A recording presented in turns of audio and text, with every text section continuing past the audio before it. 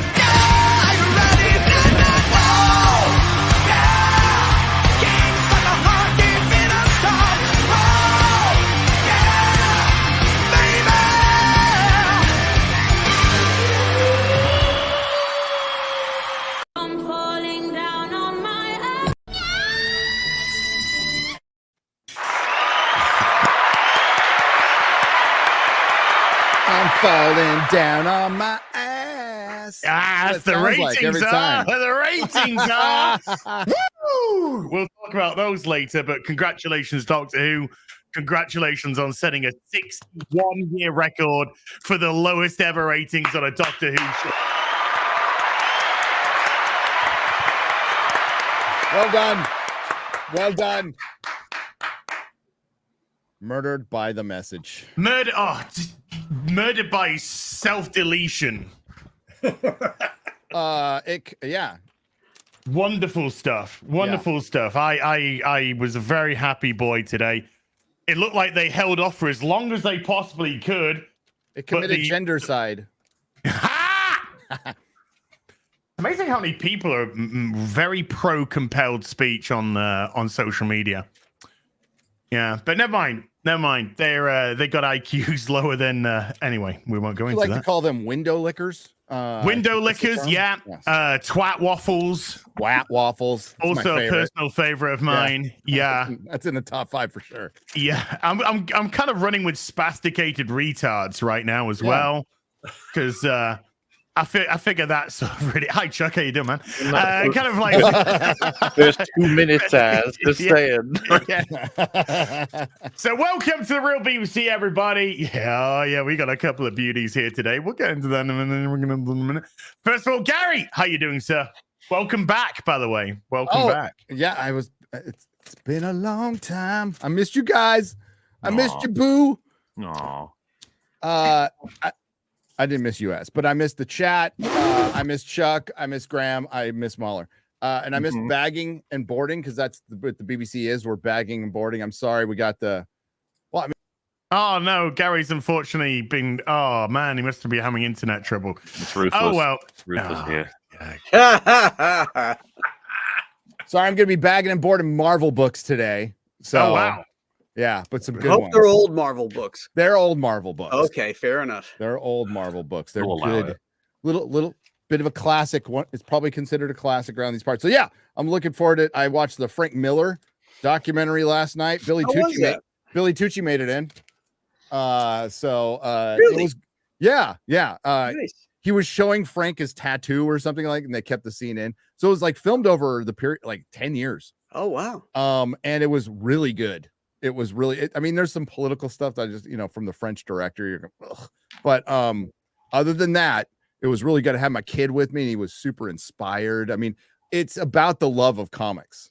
Nice. So that's the whole thing. And the American dream, he even mentions it. Frank mentions it. Like, I am I'm considered this dark guy, but I'm the embodiment of the American dream. I wanted to draw comic books and write comic books, and I got to do it for the rest of my life. So there's a really good message in there, and sobriety too. Is that in the theaters, or is that like on Netflix? Or it was screened one day yesterday through they did a Q&A, and I think it's going to be like on Apple TV, and you'll be able to get it off Amazon Prime to rent it. Okay, highly recommend it. Highly recommend it. And hi to you, Gary. Hi. That was my review of Frank Miller, American Genius. Thank you. Molly, how you doing? Wonderfully. We got the teaser trailer for Arcane Season 2 came out like hours ago or whatever. Oh, no way. Really? Go. For you. The horror of it, though, is it like says, prepare for the final chapter. And it's like, excuse me? What? You're on Season 2. You just started. And they've said like this will be the end of the story of primarily the characters in this line of continuity, but that they'll be carrying on considering Arcane is a fucking huge. It was funny. Someone said to me like, it's going to be the last of it. I was like, no way they're ending this. There's just no way they'll be ending that. So we'll see about it. But yes, you can go check that out. Anybody who wanted to know that was even happening, got wonderful news about I don't know if you saw them, Gary, but the names of the extended versions of Rebel Moon that are going to be out on August 2nd. Chapter 1 will be called Chalice of Blood, and Chapter 2 will be called Curse of Forgiveness. Curse of Forgiveness. The Curse of Forgiveness. Is that not the most Zack Snyder title for anything ever? Nonsensical crap. Yes, Zack Snyder. Well done. And the Penguin's coming out in September, I think. I just think I can't help but think of the court jester. What is it? The Chalice of what? Forgiveness. The Chalice of Forgiveness? No, wait. Chalice of Blood. Curse of Forgiveness. Curse of Forgiveness. I think the poison is in the vessel with the passel, and the chalice is in the palace. It's fucking. And the brew that is true. The brew that is true. Yes.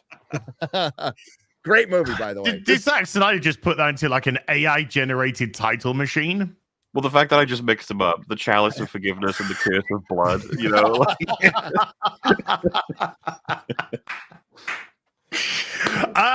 Dude, and we're joined this week. He is setting himself up for some good video titles like The Curse of Zack Snyder. It's on the nose, but it's like right there. The Curse of Forgiving Zack Snyder. God. That'll be a good one. God bless. Staunch the bleeding of his reputation. By the way, I do not associate with Zack Snyder. I just want to make sure that everyone's aware of that. I don't even think Netflix will be soon enough. Oh, when he leaves, that's a video that makes itself next. Netflix is not associated with Zack Snyder. Jeremy is going to make a fortune, that video. Yeah. I cannot wait, Jeremy. You know you're chomping at the bit to make that happen. God bless Zack Snyder. We are joined today by a couple of comic book legends. No matter how professional I will act on the show today, rest assured, I do have a colossal man boner under the table. Nolan and Chuck Dixon, or as I like to call them, childhood. How you doing, sir?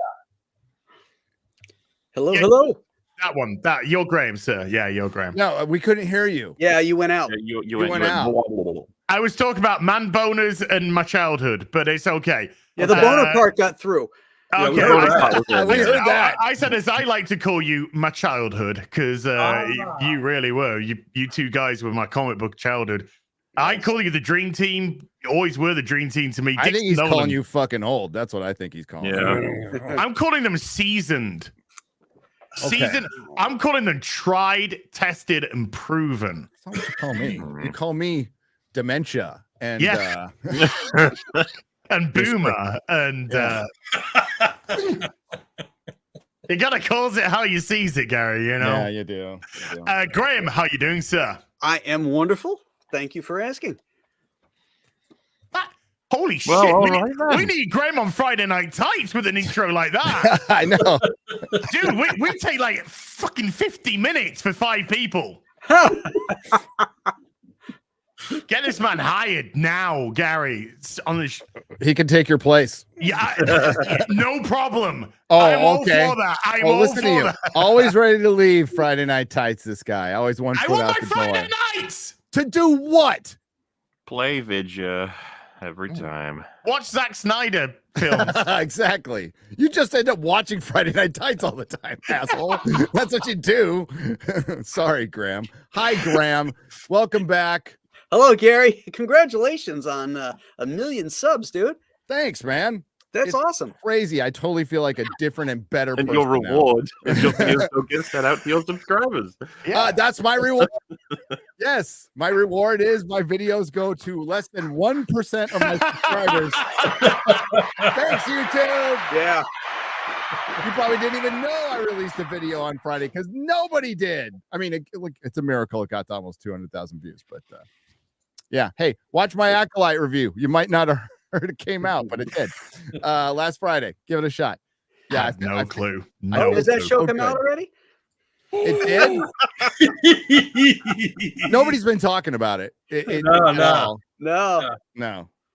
Dude, this is the easiest 100K views on a video you're ever going to see in your life. This show. Holy. Well, I can explain it as it's because everyone thought it was going to be bad, and then it turns out it was really bad.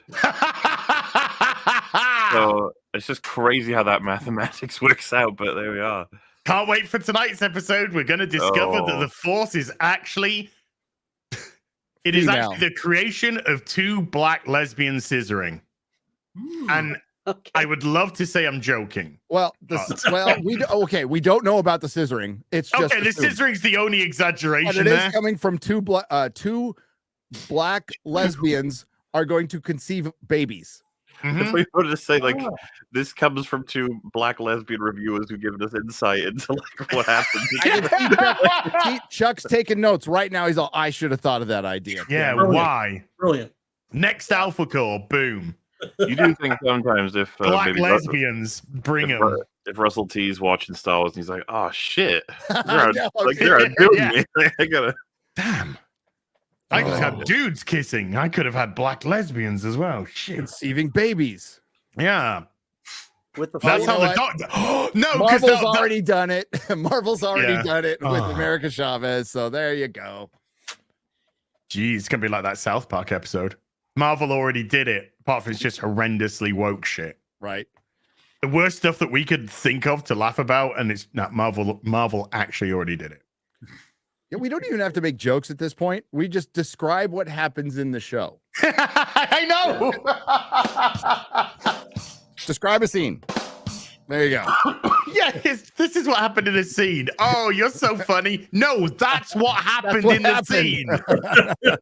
I just literally told you objectively what happened. They provide the comedy. It is like watching a Naked Gun. If Naked Gun did Star Wars. That is the Acolyte. Graham, Chuck, did you know the mighty Jedi can be killed with a dinner knife? Yeah, I saw that. Yeah. I saw that. Incredible.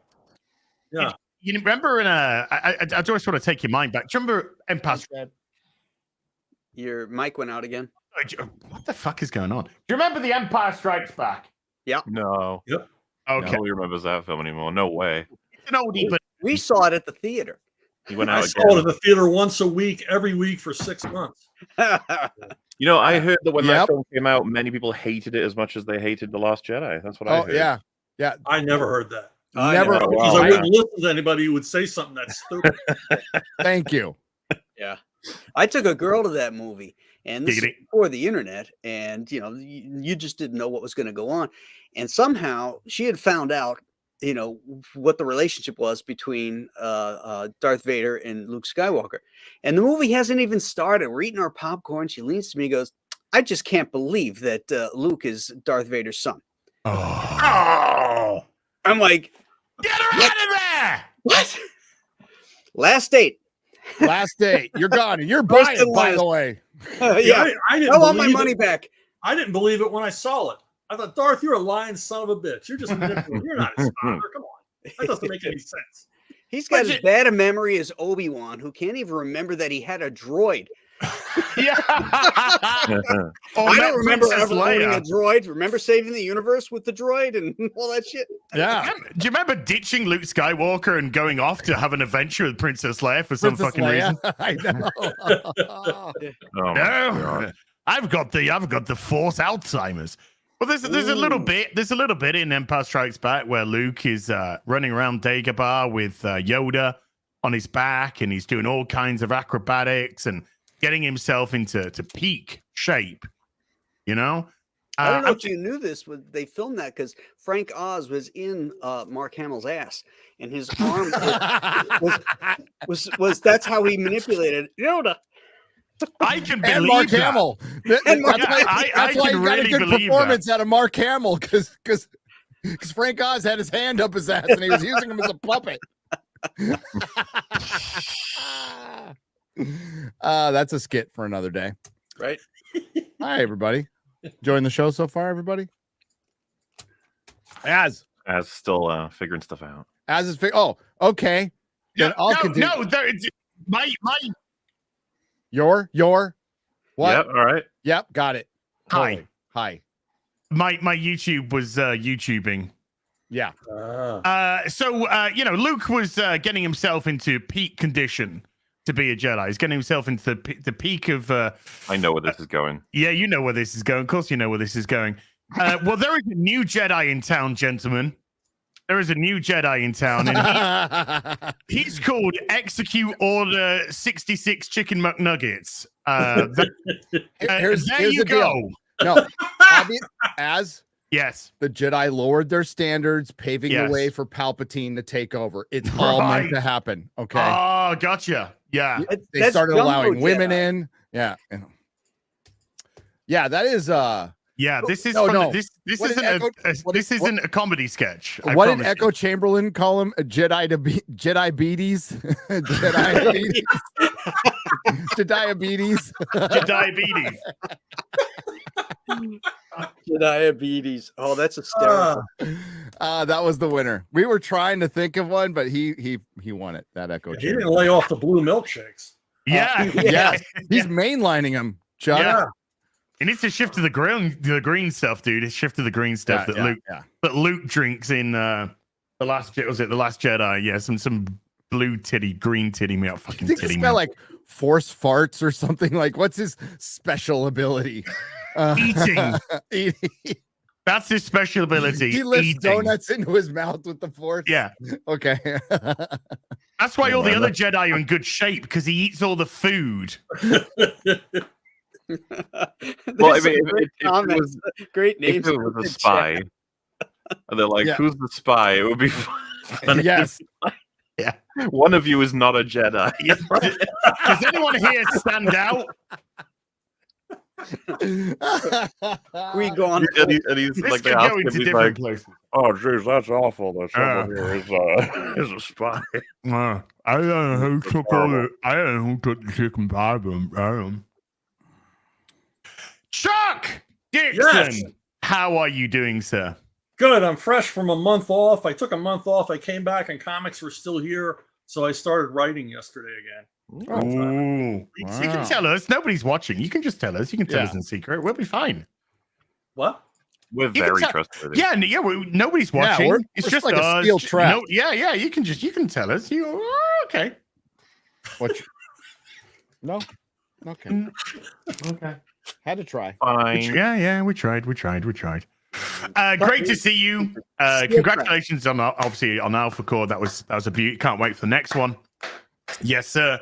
Yeah, I'm well into that stuff. I've done about 5 projects that are all being worked on now. So keep talking. Soskers are in the chat. They're going to hit you with an NDA if you're not careful. But keep talking. I know. Well, we know the Horseman is coming, but there's other stuff too.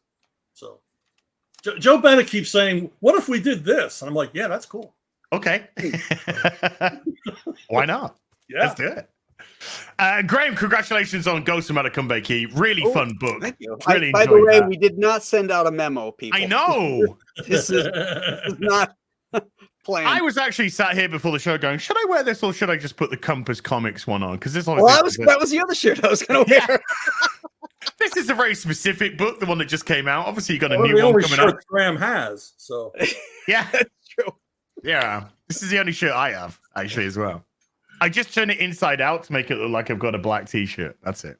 You know, I should get them printed on both sides, inside and outside. That way you can just turn it up inside out and put a new one on. Another day's wear. Yeah. Yeah. That's Twice good for the the price. environment. Yeah. Twice the pride, double the fall. Okay. Yeah. We can do that. And we'll talk about your new book, which is currently on Indiegogo shortly. Joe Frankenstein 2. Three? Yeah, shit. 3 now. 3. Because you've also just put CGCs up as well that I saw yesterday. I did. So, that's no accident. No, I've been grabbing my shit. I've been grabbing my shit like going out of fashion. But we have to, first of all, talk about the I was gonna say the cow in the room. but that'd be a bit unfair to Leslie Headland. So we'll go to Doctor Who instead. And the lowest ever ratings in the history of Doctor Who just got posted today. The last episode did a consolidated number of 3.1 million, which ties the lowest episode from Sylvester McCoy's run back in 1989, Battlefield. And of course, Sylvester McCoy just had overnights, didn't have no 7 days or consolidated or anything like that. So in my eyes, anyway, all of this shit is Sylvester McCoy's beaten. But the way that they do the ratings, so if we have to try and play it by their rules, it still means it's the lowest ever viewed episode of Doctor Who, with, by the way, the latest episode's overnights doing even worse than the week before. So theoretically, next week, we could break the record 2 weeks in a row for the lowest ever Doctor Who. So I think the BBC are going to try everything in their power to fudge this number here. But what do you think, Gary, as a once upon a time maybe Doctor Who fan? Completely unsurprised. I am actually surprised that they've hung on this long, that it didn't go under 2 million for overnight. But I mean, humanity never ceases to surprise me, and the lowest common denominator just hanging on for.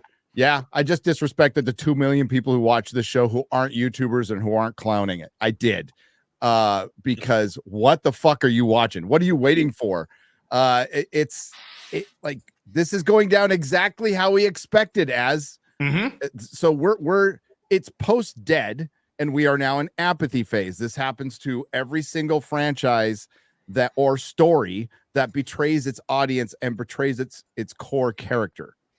And when you betray the core character of a serialized story, you betray the audience, and then the audience leaves. There's always going to be hangers on who just like the words Doctor Who, like the logo. That's it.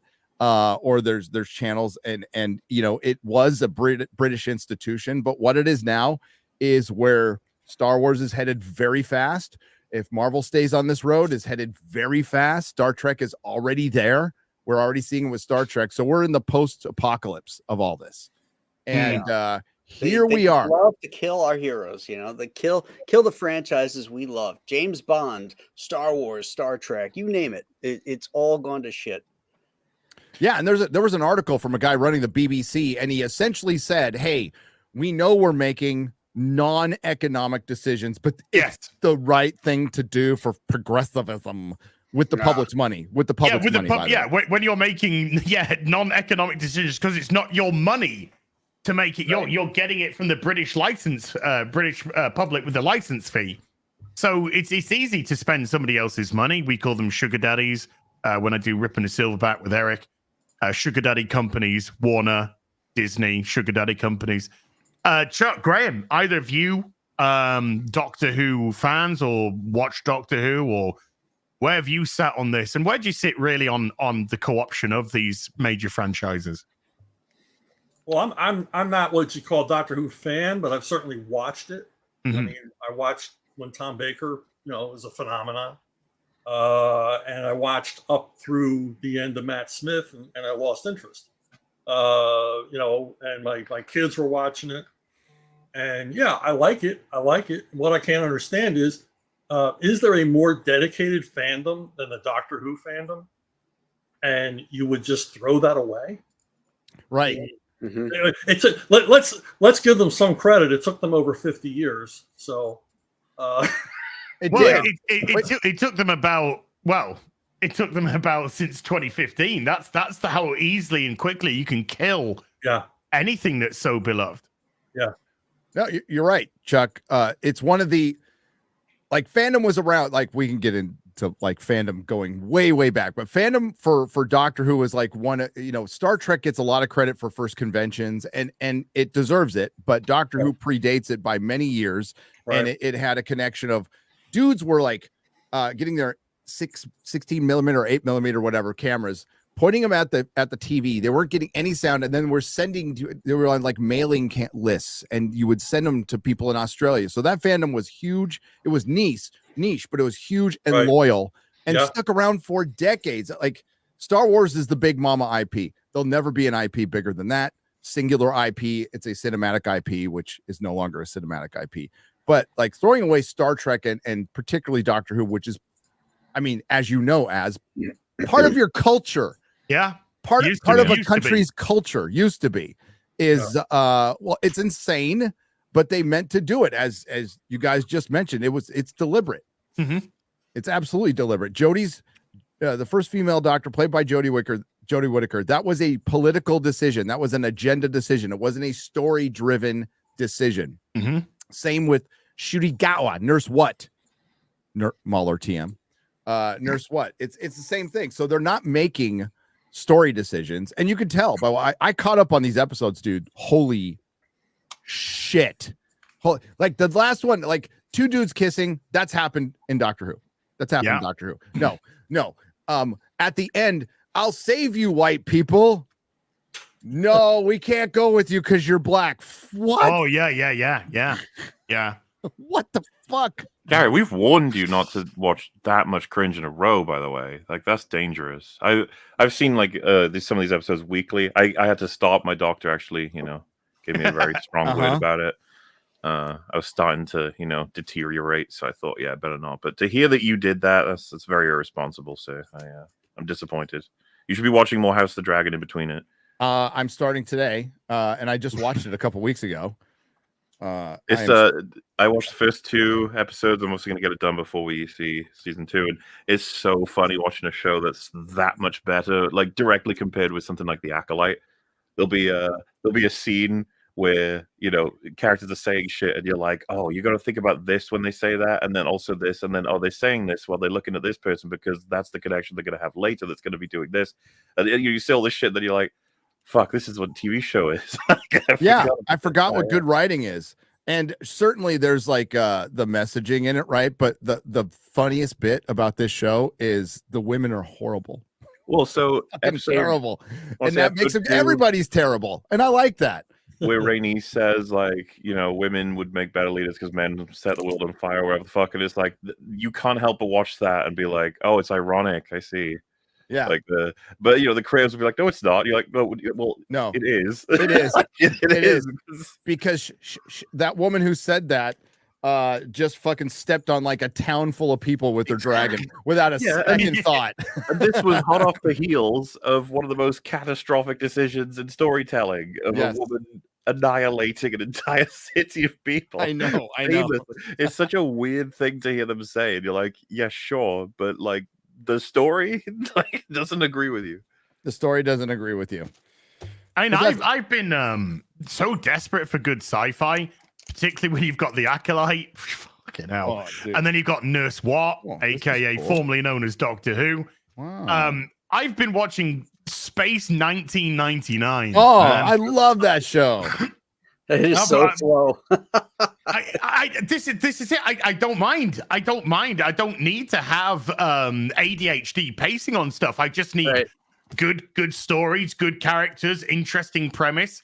First season of Space 1999 to me is phenomenal. Don't like to talk too much about the second season. Never mind. But the first season is just wonderful. It's like, oh, thank God. Oh, who came into the second season was Fred Freiberger. Yeah, who came into the third season of Star Trek. Yes, to draw the parallel. Yes. Yep. Yeah, because Koenig was such a badass. What's that? He was such a badass. Yeah. He was like Kirk. He would make these like snap decisions.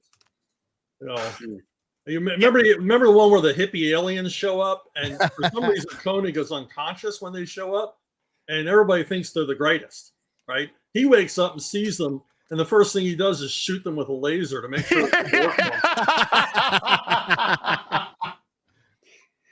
That should be every natural response to a hippie, by the way. That's right. Exactly. I was mortified the changes from season 1 to season 2 because I was a big fan of Victor, and then I was like, where have they all gone? Where have they all gone in season 2? Victor's gone, Paul's gone.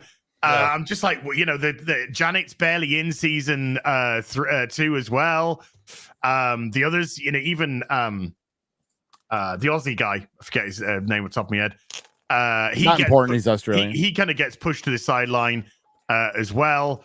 And it was just like everything had changed. Moonbase Alpha had completely changed. The kick-ass music from season 1 completely changed. And then so I was like, why? So I started to research why were there's significant differences between season 1 and season 2. And it was just like, well, they tried to push it to America and they wanted to Americanize it. So they revamped everything. Alan, yeah, that's it, Alan. So they wanted to revamp everything. So they thought a smaller command center would make more sense. They wanted to make it more actiony. They wanted to do Monster of the Week. They wanted to do all of this kind of stuff. And it's just like, that wasn't what the show was. Right. You lost the whole essence of the show. It is. Mm-hmm. So season 1 and season 2, by the way, season 2 is still a million times better than Nurse Watt and the Acolyte put together. Right.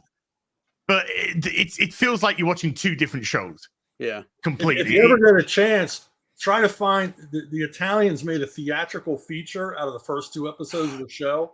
So I hear, yes. With a soundtrack by Ennio Morricone.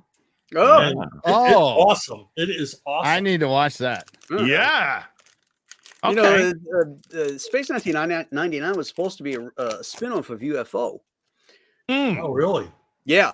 UFO, they had the moon base up there. And they're originally going to, spin that whole thing off when UFO got canceled. But then they decided to not connect it because it's produced by the same people. Jerry Anderson, Sylvia Anderson, yeah.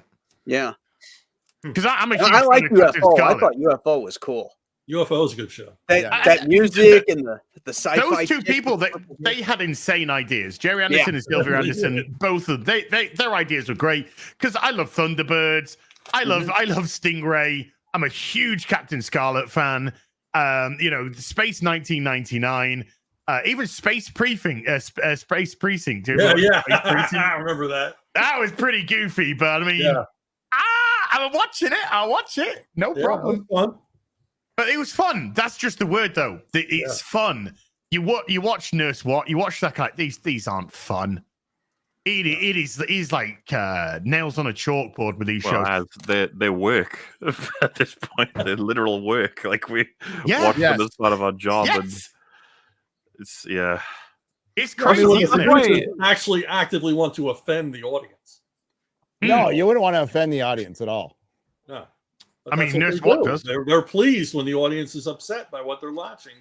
Saying they betrayed us, they stabbed us in the back, they ruined our characters. Yeah, that's what we wanted to do. Yeah. You don't like it because 2 guys kissed each other. That makes you a homophobe. Right. That's the line of thinking they have. Yeah. I just did a video before this stream where I likened the way that they respond to their audience very much like The Village from The Prisoner. They think they're number 6, but they're actually number 2. Right. They're the people They're number 2 in more ways than in more ways than one. But they're the ones that are trying to push collectivism over individuality. They're the ones that questions are a burden to others, answers a prison for oneself. All those kind of things that are around The Village, which is basically shut the fuck up and conform. Right. That's what these people are like. They brand you unmutual, where you dare speak your own mind and don't follow the crowd. It's just very much like that indeed. They have the same kind of Marxist commie playbook in how they respond to their audiences. They know they're putting out shit. They know they're putting out messages that are just related to them. They know they're not putting out entertainment. And when it gets thoroughly rejected, because what do you expect? You're the bad guy. Yeah. So what I'm trying to say is, why aren't there any gay lesbians in Alpha Core?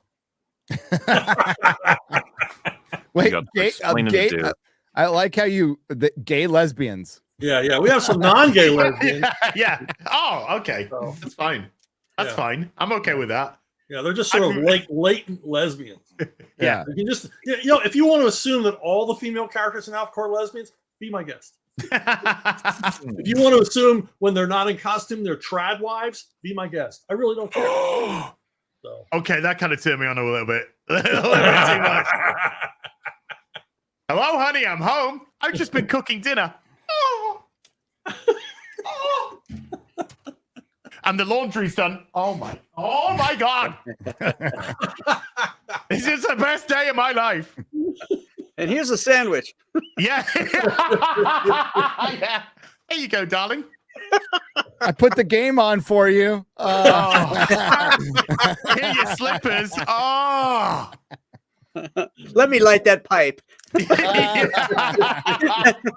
Just top up your scotch. Oh, yeah. Oh, well. Once upon a time. But did you know, Gary and everyone, that Doctor Who's latest episode, 73 yards, that was a couple of weeks ago now, just broke a new record. It was the highest rated Doctor Who episode of that season.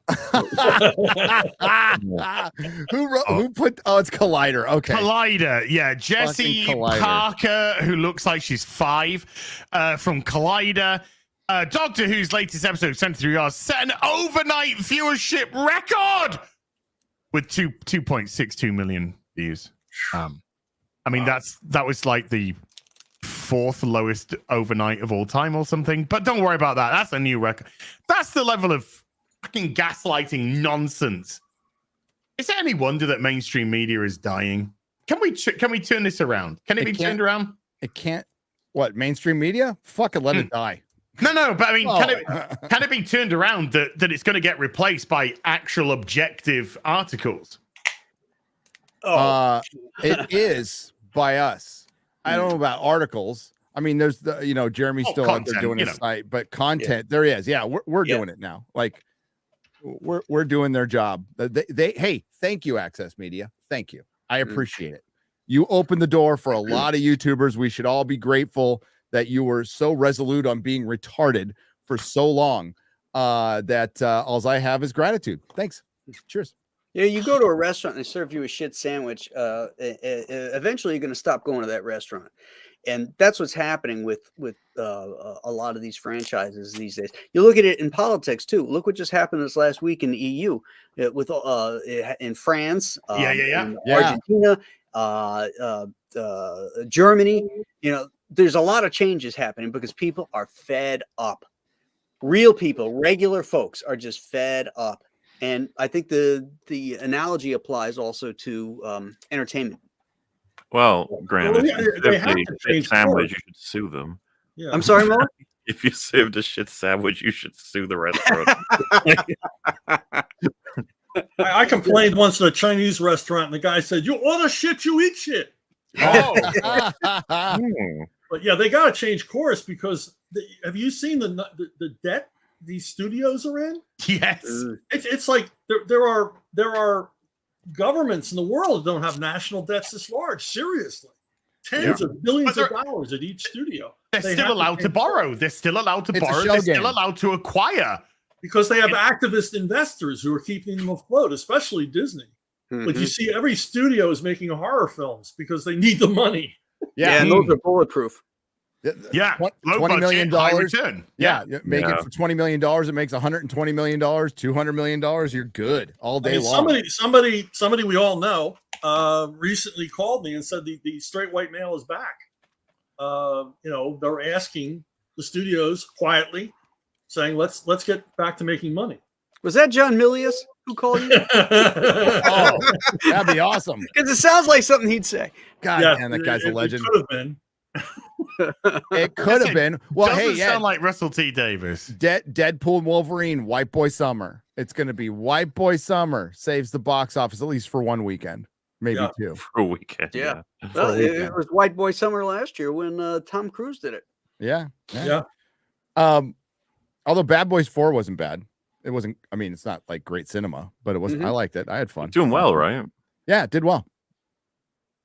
I mean, it leans into the slap. So like Martin Lawrence slaps Will Smith like multiple times in a scene. Oh. It's pretty funny. It's pretty funny. So yeah, I think it did remarkably well. I think it exceeded expectations. Yeah, because they thought it was going to bomb. Yeah, they thought it was absolutely going to bomb. So yeah, good for them. But mostly it especially with Acolyte and Doctor Who happening from Disney at the same time, message wise doing the same thing. And dude, I would love to be done talking about this shit if they would stop making it. Like, I don't make the rules. I make the observations. With like right before the Acolyte, there was the Furiosa controversy, which isn't a controversy at all. A bunch of people got upset because they liked the movie. I liked the movie. I thought it was a good movie, but I completely understand why nobody fucking watched it. It's really obvious why nobody watched it. And that happens when you have brand damage. This is the fatigue everybody talks about. That's it. Not that this was going to do great anyway. I think, but if it had Mel Gibson playing Mad Max, it would have made its money back in a couple of weeks. Oh, sure. Absolutely. So they're not making the smart business decisions, right? They're making the message decisions. I'd love to be done talking about this, but that's true. Even though she wasn't a girl boss, I'll say it a million times. She wasn't a girl boss in it. She doesn't even really she kind of reacts to everything, kind of observes what's going on, which really fits in that world. Right. It's irrelevant. It's utterly irrelevant. People are sick and tired of just the vision. Your eyes are already rolling. Oh God, it's another fucking girl boss. Oh. Another scrawny little girl boss who's going to be doing this regardless of whether they do or not. It is fatigue. They're done with it. People are just like, well, men, they've got nothing at the cinema because they don't have any fucking masculinity whatsoever. They've got nothing to look at there. So who are their masculine heroes? They don't exist anymore because they're cucked in TV, they're cucked in movies now, they're subservient to everyone else. So why should we give them the benefit of the doubt anymore? I watched Fury Road. I liked Fury Road. I thought it was a good film. I didn't give two shits about Furiosa though. In terms of, do I need to know anything about her? No. I got what I wanted from that film. I don't need to know how she lost her arm. I don't need to know how she got a fucking cat. I don't need to know how she fucking put black on the top of her head. I don't need to know any of these things. They're absolutely irrelevant. It's a character that was served in a film. Now give me Mad fucking Max, please. And I'll actually like one of his films. That'd be nice. Yeah. Furiosa is on the way to make or end at about 175 million, right? And losses of over 200 million. At least that's like the scary possible reality for them. Which means even if they did Fury Road numbers, the studio probably wouldn't have been that happy. They would have been like, no, it's okay. Which to me is just fucking bizarre. What the hell are you thinking? Why would you even think it would make more than Fury Road? It was never gonna. And to be fair, if it was Fury Road 2, I wouldn't have expected necessarily that it would get more than Fury Road. It's such a what are you guys doing? Mad Max. You might want to put Max in. But that's why they had to subtitle it a Mad Max saga. Well, and for the record, like I think a Mel Gibson old Mad Max definitely would have made more money. However, I'm not sure Mad Max is a franchise that can get upwards of like the kind of numbers they clearly want. Agreed. And this is something they've done before. They kill franchises by plugging way too much budget into them. And they're like, oh, I guess nobody cares about this. It's like, no, we did. We didn't care about it in the same way we care about a fucking enormous blockbuster, though. Well, they love to take franchises, but not give the love to the franchise. For example, they'll do a TV show called Gotham with no Batman in it. Yep. Yeah. Who gives a shit? Smallville, but at least that had Superman learning his powers in that show. So I'll give that one a slight pass. But, if you're going to do a Mad Max movie, have Mad Max in it, not all these little tertiary spin-offs that really nobody cares about. Just embrace what you got and push it out there. Especially for the reason they leave it out is it's a white male. That's the reason they leave it out. And Mel Gibson, right, for him particular. But the reason to let Mad Max out of this one, and George Miller wanted to tell this story first, is because he was interested in a character that nobody was interested in. You still have to give the people what they want. As a writer, of course, you want to do your own thing, but you also have to be a little aware that like, I need to sell this too. So like, I think there's a happy medium there, especially when it's an IP. If it was a big old boardroom and someone said, we're making the Furiosa movie, damn it, and hits the table, you'd be like, okay, you're going to make a lot less money as long as you know that. Yep. No matter how good you make it, doesn't matter. So, no, hey, speaking of that, guys, War of the Rohirrim, which I have been looking forward to. It's an anime Lord of the Rings prequel. Peter Jackson's involved. It's about Helm Hammerhand, except it's not. It's about his daughter. Oh, yeah. Surprise. But you know the people who are commissioning all of these fucking crap, they're all in agreement with each other. Oh, this is what's needed. This is what's going to sell. This is what people need. We get all that because the people who are coming through from the studios, who don't know shit about film, by the way, are coming from the same education systems that are spewing this shite. Mm-hmm. So what your HR departments, your marketing departments, all of them, they're all coming from the same mindset of this is what's needed, and it's all fucking falling apart. And it's their own fault, admittedly, and I don't give a shit. More power to them. But it does push on the rise of the indie, the indie movie. Look at things like what was it? Where you got Godzilla -1 and the Angel Studios one with what's his name in about the the pedo ring that did exceedingly well, and they tried to subdue that. They didn't want that message being pushed. What? No, why would you want that? Yeah. It was was it Fox that had it? And then when Disney bought Fox, Sound of Freedom? Yeah. Sound of Freedom, yeah. And they tried everything in their power to subdue that. You had streaming services going, we will refuse to carry that. Yeah. Arguably one of the most profitable movies. Arguably one of the most profitable movies of the year, too. Oh, absolutely. Oh, yeah. It had like a TV movie budget. Yeah. And, made hundreds of millions. But of course, they don't want a movie about pedophiles because Then they have to look in the mirror. They're the best. They're the best friends. Close to home. Yeah. Oh, dude, Dave, they made a video about you. What? We're trying to get it. We're trying to get it banned though. Oh. It's like what's it? There was a fucking Pride march in one of the Seattle or something. Probably Seattle. It's bound to be somewhere in fucking North California, isn't it? That's Washington, but it's all the same. Oh, it's Washington. Yeah, same fucking business. Greater Northern California. Yeah, dudes in banana hammocks, just on a float, fucking wiggling and all that kind of stuff. And they're interviewed. What's your favorite bit about Pride? They answered. They're like, oh, we love seeing the kids. We love seeing the kids there. And I'm like, I'll bet they do. I bet they do. You're kind of giving yourself away there, sunshine. Kind of giving yourself. That's how you want to appropriately dress for a kid. It's funny is that they've got the I think it's out in California. They got the Pride banner down on the street, and anybody who like drives over it and does spin outs and stuff, and that dude gets arrested, right? So somebody goes up there and he marks it up that says "Free Gaza." Yeah. Over the Pride thing. That's hilarious. You can't get arrested. Hilarious. Not arrested. That is the greatest troll ever. Isn't it? That is hilarious. Play them at their own game. Yeah. Play them at their own game. Yeah. R.I.P. George Floyd. Put it. Yeah. Exactly. It's a road though. What are they meant to do? Get out the car, pick it the fuck up, and walk it until it's gone past the thing, and put it down and get back in. It's like when a homeless man throws a dog off a bridge. What's a liberal to do? Right? I don't know how to feel about this. Oh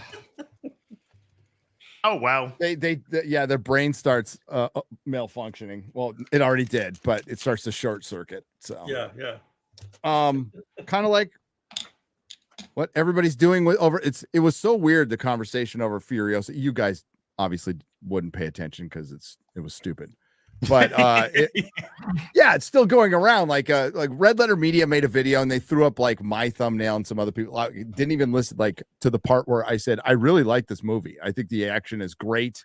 I think in a lot of ways I was more entertained than Dune. There was more things going on, we got kind of lumped into those like we're celebrating the flop. No, we're pointing it out. We're pointing it out. We're not celebrating it. I mean, if people want to do that, good. Hollywood's fucking earned that.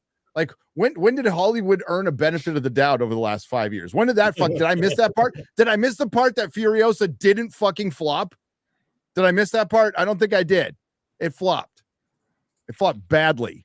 And it's just got pulled out of 800 theaters. It'll be on streaming within a week and a half, maybe two.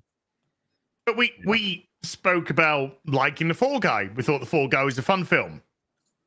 Yeah, but it's 130 fucking million budget. Yeah, it's crazy. So how the hell is it going to stand a chance? needs to earn the best part of 400 million to break even.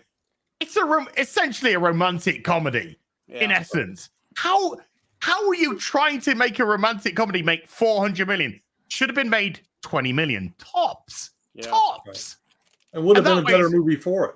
Yeah, probably. And at least it's got an opportunity to irk out a bit of profit.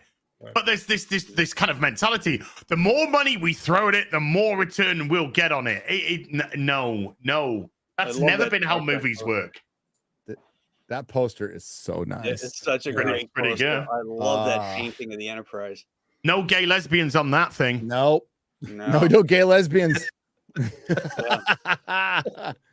Notice nobody in Star Trek wears glasses. But now they're in wheelchairs. They're bald people, so they haven't figured that part out yet. They haven't figured that one out yet. But like in Kurtzman Trek, there's people running around in wheelchairs, even though they can actually transfer a consciousness into another body. Running around. We got gay lesbians running around in wheelchairs. Yeah. As long as they have RPGs, that's where I'm at. Put onto the. Yeah, that's just it. You've got all these ways of correcting these issues. Bloody hell. They bloody repaired Worf's spine, for goodness sake. And all this kind of stuff. But no, you gotta get the representation in there. No matter how stupid and out of place it feels, it's now got to be crammed in, particularly on the BBC, because it's mandatory. Because they have their inclusion and diversity policy where they have to put a percentage of people in things now. It has to be a percentage of disabled. It has to be a percentage of women. Yeah. But imagine you're wheelchair bound and you're a Star Trek fan. You're watching Star Trek and there comes a guy in a wheelchair. I'm sorry. 99% of those people are going to go, oh, shit. Yeah. They're rolling. You know, and they can't fix me? Yeah, this is the brighter future. Pander much? I mean, I'm sorry, I would feel insulted. Yeah, there is a wonderful episode of Deep Space Nine, which you may or may not seen, where they wanted to tackle the issue of disability with moving. And so what they did, because they're intelligent writers at the time, is they took an alien and they made the gravity on their planet way less dense than it is on Earth. So when they come into our gravity, they are heavily weighed down and she needs to use these crutches to move around with. Mm-hmm. But when she gets into her own quarters, she can then change the environment and behave like she's on her planet. It was a very clever way of dealing with something like disability while putting it into a sci-fi environment and making the characters interesting and compelling. That's how you do it. Nowadays, they don't. They do like Gary said. You just got people come, hi, I'm a disabled person in Star Trek now. Right. Yeah. If Geordie LaForge was in Discovery, he'd be fucking walking into walls. He would. Like, oh shit, I'm blind. Oh shit, I'm blind. Didn't Kirk? I think Kirk put on glasses in Wrath of Khan, didn't he? I'm trying to remember. He did. Because he had an allergy to Retlax 5. All right, which explained it. Yeah. Neat. And he liked antiques and. Yes, he's an antique fan. Yeah. But in the original series, everybody was in pretty good shape. Occasionally, you had an extra who was a security guard who might have had a little spare tire around the middle. But by and large, everybody's in good shape. Now, you see on Star Trek, it looks like the Enterprise has been to a county fair. And, and everybody's standing in line for the fried Oreos. I got a Jedi who'd be really interested in that. Yeah. The same thing with Star Wars. I mean, the fattest thing in Star Wars was Jabba the Hutt at one point. And now it's Jedi's. Yeah. How's that guy going to do any? If you saw Empire Strikes Back, Yoda preached that it doesn't matter the size that you are, it's how the Force. No. Yeah. What he was trying to say is it doesn't matter what size you are in returns to your species. Right. That's what he's saying. Yeah. So don't underestimate somebody whose species may be small because they could still be powerful. That's just a fat fuck. I do like the idea that he's teaching it and he completely drops the way of speaking. He's like, size, massive. Oh, wait a fucking. I didn't need that. Get out of here.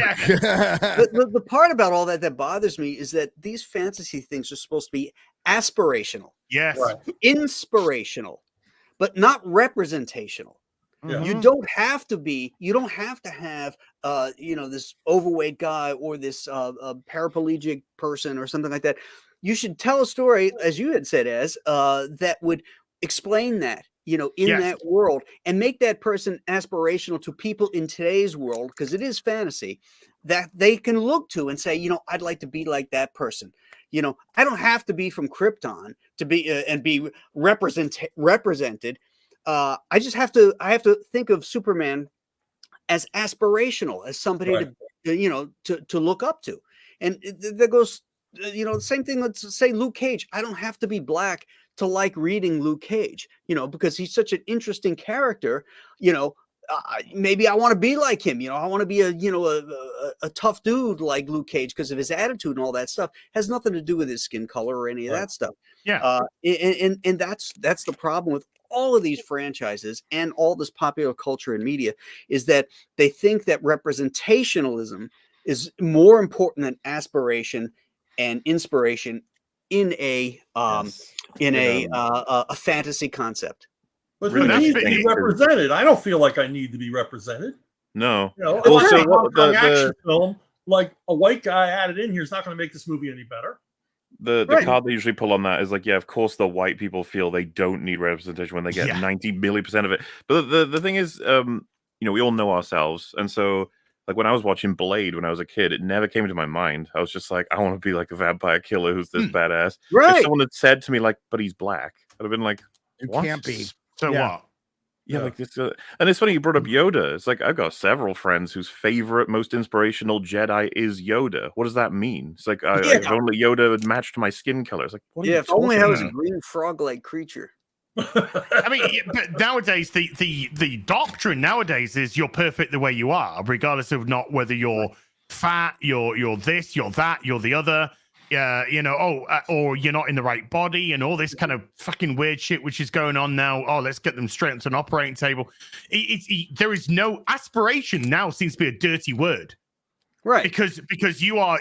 Do you know how much want shit? To be better, to want to better yourself is a bad thing. You have to just accept that. Oh, I'm overweight because I can't give up Twinkies, and I'm just going to continue that, and I'm going to wallow in my self-pity instead of making changes in your life to get to that level, if that's important to you. I mean, if you accept who you are, then that's fine. But don't bitch about it. Oh, you want to see hatred? You want to see one of these black acceptance YouTubers or influencers that have gone a full 180 and gone, no, it's bad. This is actually bad for my health, bad for me. I'm gonna lose weight. I'm gonna, and those people, they get fucking so much hatred. How dare you do this? You're a fucking traitor. And it seems to me like it's the people that want to, the bucket of crabs. It's the bucket of crabs that want to keep you back down.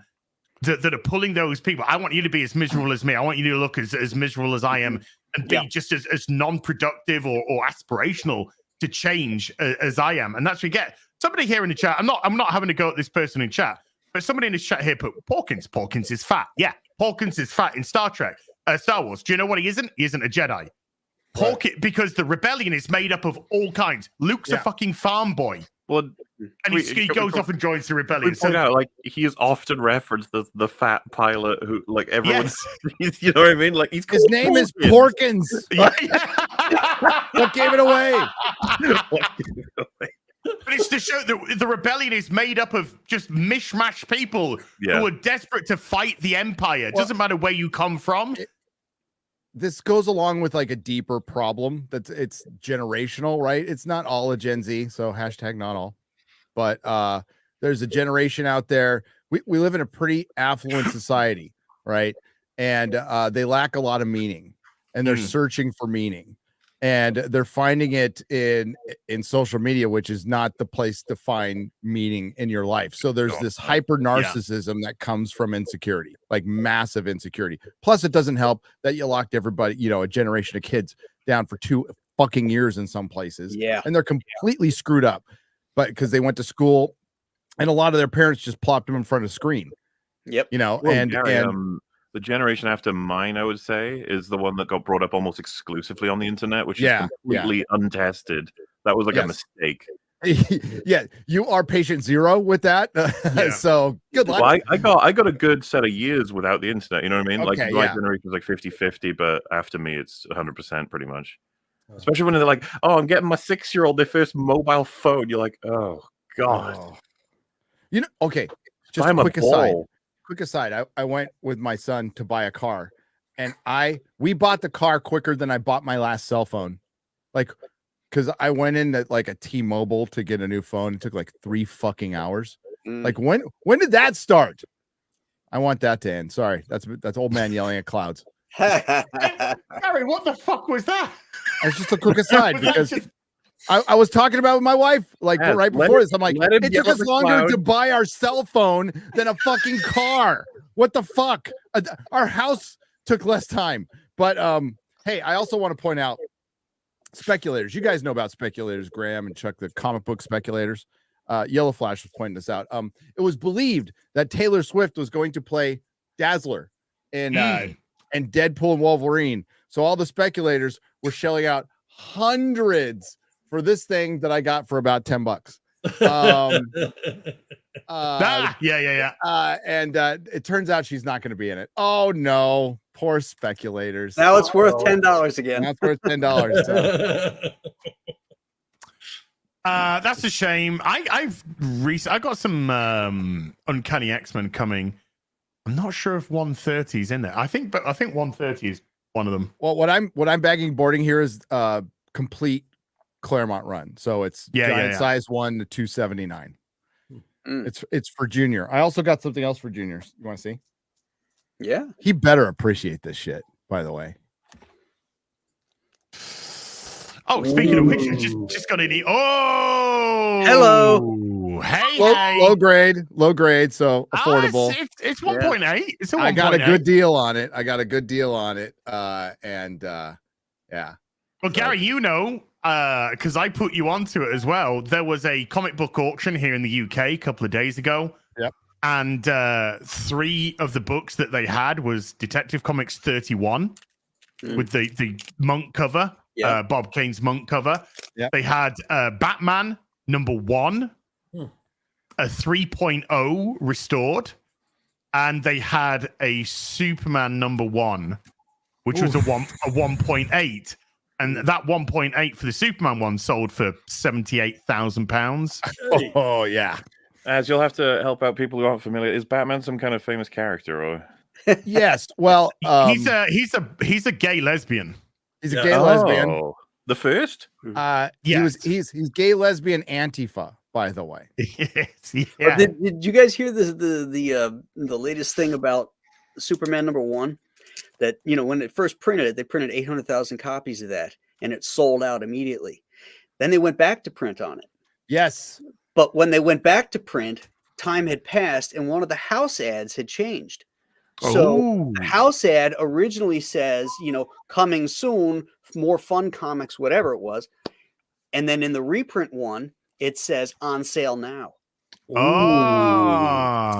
all those #1s are now not #1s. Yeah. Nobody knows which is which, and nobody wants to unslab them to find out. I wouldn't. I'd be all. Yeah. I wouldn't. Isn't that crazy? You want to find out the wrong way? No, sir. No. Wow. That's crazy. I'll take my chances. That's a great piece of history that's been recently discovered that I think is so cool. Wow. There's only a £1 million. Someone said there's only a £1 million price difference between those two. Yeah. That's all. Yeah. Back in the 80s, you showed the Amazing Spider-Man #1. Back in the 80s, I remember every convention I'd go to, every freaking dealer on the floor had an Amazing Fantasy 15. Yep. And if it was a 3.0 or 3.0 or 4, it was $2,500. That was the going rate for that. And I passed by thousands of them and passed them by. By them with you. Huh? What's that? I passed by them with you. Oh, I know. I know. Should I get that? The price will come down. Professor X's Comics in Oceanside in 1980. My mom would not buy a Fantastic Four for $100. Wow. $100. Low grade, but still she wouldn't do it. I bought my copy of this for $900 it was like a 3.0 off a wall at a comic store in San Diego 30 years ago. I didn't have the $900. My first wife was pissed, but I didn't care. Right. Turned out to be a pretty good investment. The comic's still around. She isn't. Well, Gary, while you're bagging there, I still need an FF5. So if you come, I saw one. I saw one there. One. Where? Yeah, One I kept. at the con. Oh, Yeah. well, I great. should pick it up for you. Next time They I were have an extra selling them. 10 grand laying around, I'll just They were selling them at the auction. This auction, they were doing low numbered Fantastic Four in this I'll auction a keep couple an of ay days out ago. when I go to Comic-Con. I I'll bought keep mine an eye for out for 12 you, Grant. cents. I picked myself up a first Silver Age Penguin in that as well. You know, is that nice. where he's riding on the broom or on the bumper chute? I'll have to relook, but it's the first Silver Age Penguin. Yeah. I think I that's. remember going to early cons in the early 70s, and back issue, EC comics were $5 a piece. I'm like, $5. I know, right? Now there's $5 boxes. Like, hey, Yeah. $5. Remember that Chicago con that was in Rosemont, Chuck, that we used to go to? Back then, I remember this guy had stacks of John Buscema original art. And they were $25 a page, $25 to $35 a page. And, I called through them. I pulled about 2 or 3 Buscema pages I got from Doc Savage #1, the magazine that was inked by Tony DeZuniga, for like $25. Well, I remember Chicago Con on the last day, a guy showed up, stacks of pre-superhero Marvel pages by Kirby, the monster stuff. Wow. Ooh. $65 a piece. Oh, yeah. Wow. If I knew then what I know now, I would have worked 3 jobs, lived in a refrigerator box, and spent all my money on original art. Yeah. You find them again, Chuck, I'll give you $70 for them. I'll double that. Yeah. Are you looking for 2? Okay. I'll go 140. Well, speaking of good comics, I think this is a perfect segue because these 2 gentlemen down here, you got a new one coming out. That's what she said, by the way. It's the old one coming out. It's the new old one coming out. That's what she said. It's the gay lesbian of comics. And I'm going to keep the volume low, folks, because unfortunately the music gets copyright struck. Yeah. So we're gonna make some noise during this, but let's have a look at the trailer for. We'll talk over it. Yeah, Joe Frankenstein 3. And by the way, the link to the Indiegogo is pinned at the top of the comments section. And if you're watching this on replay, it's going to be in the description box down below for you guys. Yeah. Mods, you can throw it in there too.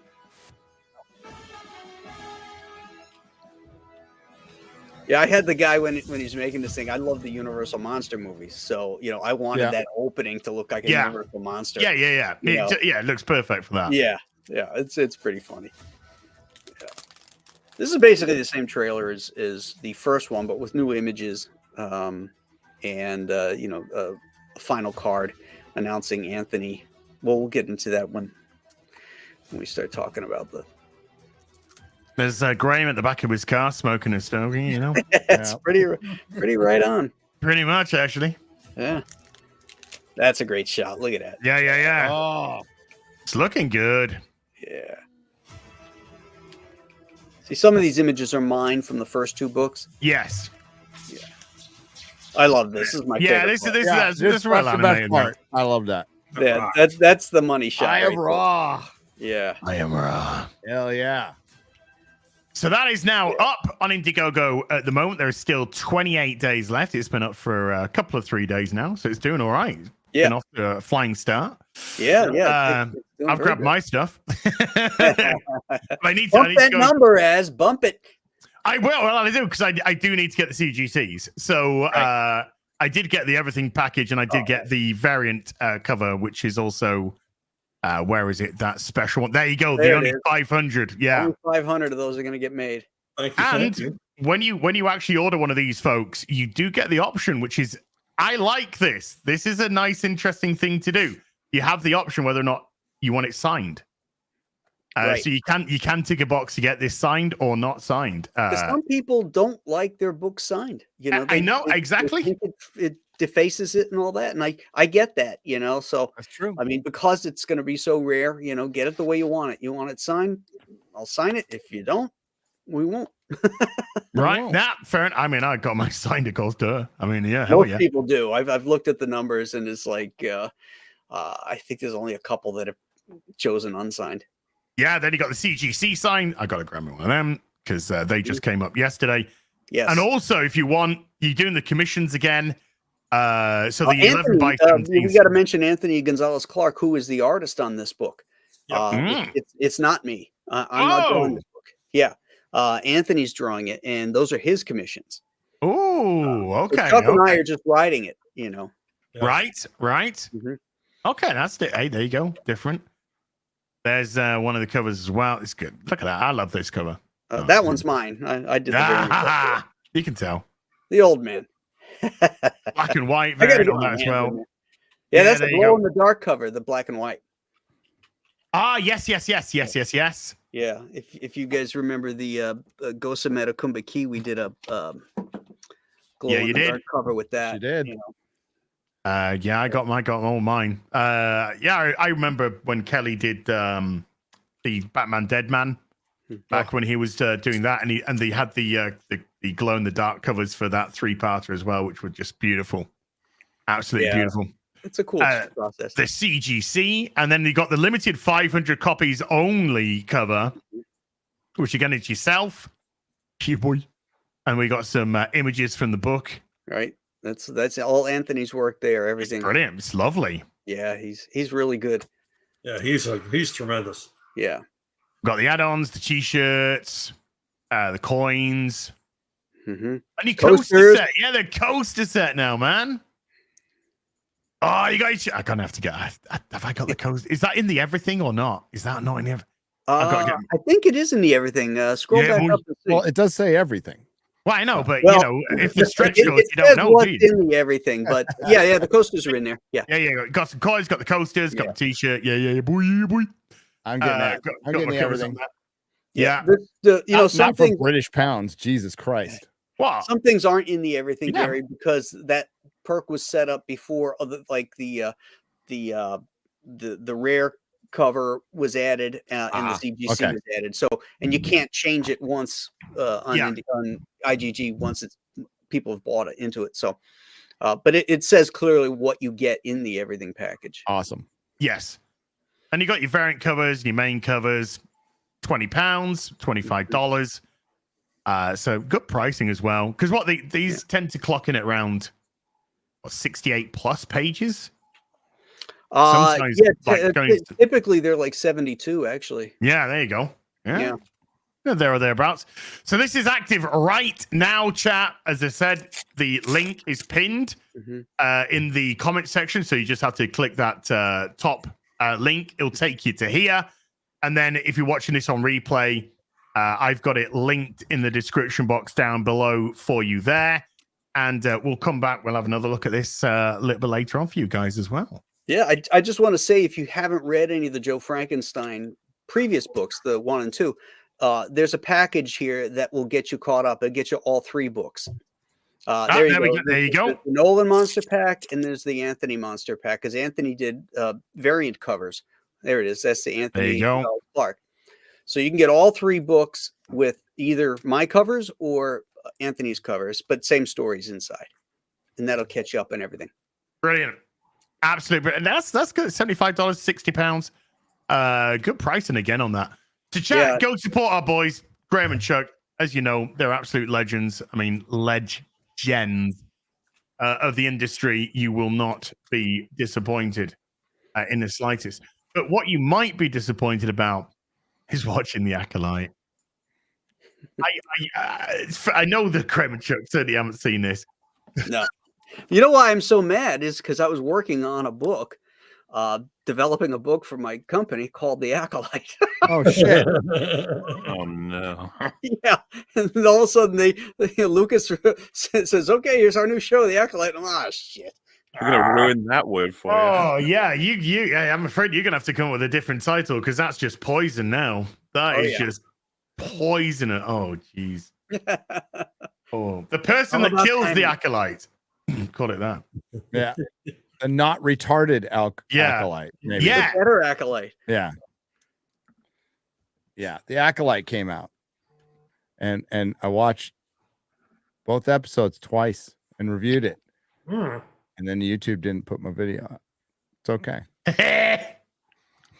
It's bound to happen once in a while. You could just pry with that video and re-upload it, and it would do because that's what it's performing. Because I've done like 4 or 5 years ago, I accidentally hit public and meant to hit private, so I hit public, private, and then I waited a few minutes and hit public again, and that like it performed like that. That's like how so I'm thinking maybe I did something too. I don't know, but it's really bad, guys. Yeah. And we knew it was going to be bad, so it was kind of like a Marvel's situation, but we didn't know it would be this bad. Like, this is embarrassing. Like, even Disney, like even the people working at Lucasfilm now should be embarrassed for how bad this is, and how much forget even ripping apart the lore. There's no logic, there's no sense of time or distance. They have an actress playing two twins exactly the same with the same fucking hairstyle, who haven't seen each other for 16 years. Who haven't seen each other for 16 years. There's no white men. Okay, one shows up, kills himself, commits suicide. No, this is actually true. This is actually true. And the there's assassin can't get through his force bubble, so she gives him poison and says, "Drink it." And he says, "I will." And he kills himself. Carrie-Anne Moss from The Matrix is in the first 5 minutes. She uses a Matrix line and then dies. Yeah. Wow. Really? Yeah. It is creative bankruptcy turned up to 11. It's really kind of the worst. I think it's going to be the worst Star Wars we've ever seen. I can't give it that title yet, Mahler. I don't know what you think the worst Star Wars you've ever seen is. I have to say Obi-Wan is mine, but okay, so the competition is stiff. We got this is a race with many seasoned runners, and you got to be like, who's winning this? Because I don't know if you remember, but like the debate over whether TFA, TLJ, or TROS is the worst sequel film is still up for like everyone's fighting over that. Which one's the worst? Which one did the most damage? Because I think there's a really strong argument for all three of them. All three. But I do think I kind of hate Obi-Wan Kenobi the most. It's probably between that and TLJ for me. Yeah. I think I hate it the most, but this will probably be the worst. Like if you say technically writing wise, the directing is awful. The editing is awful. There is a scene, guys, like this isn't the biggest thing. I had a tweet like almost hit 5 million impressions over this. And I was just pointing out that like a sustained fire cannot burn in space. I saw that. What about the explosions? No, it's crackling in the fucking wind in space. And smoke is coming off of it. Yeah. There's cowboys sat next to it fucking cooking beans. Yeah, there's space cowboys. Like I said, it's like watching if it was a Naked Gun Star Wars spoof, that's what would have happened. There would just be cowboys by this fire in space.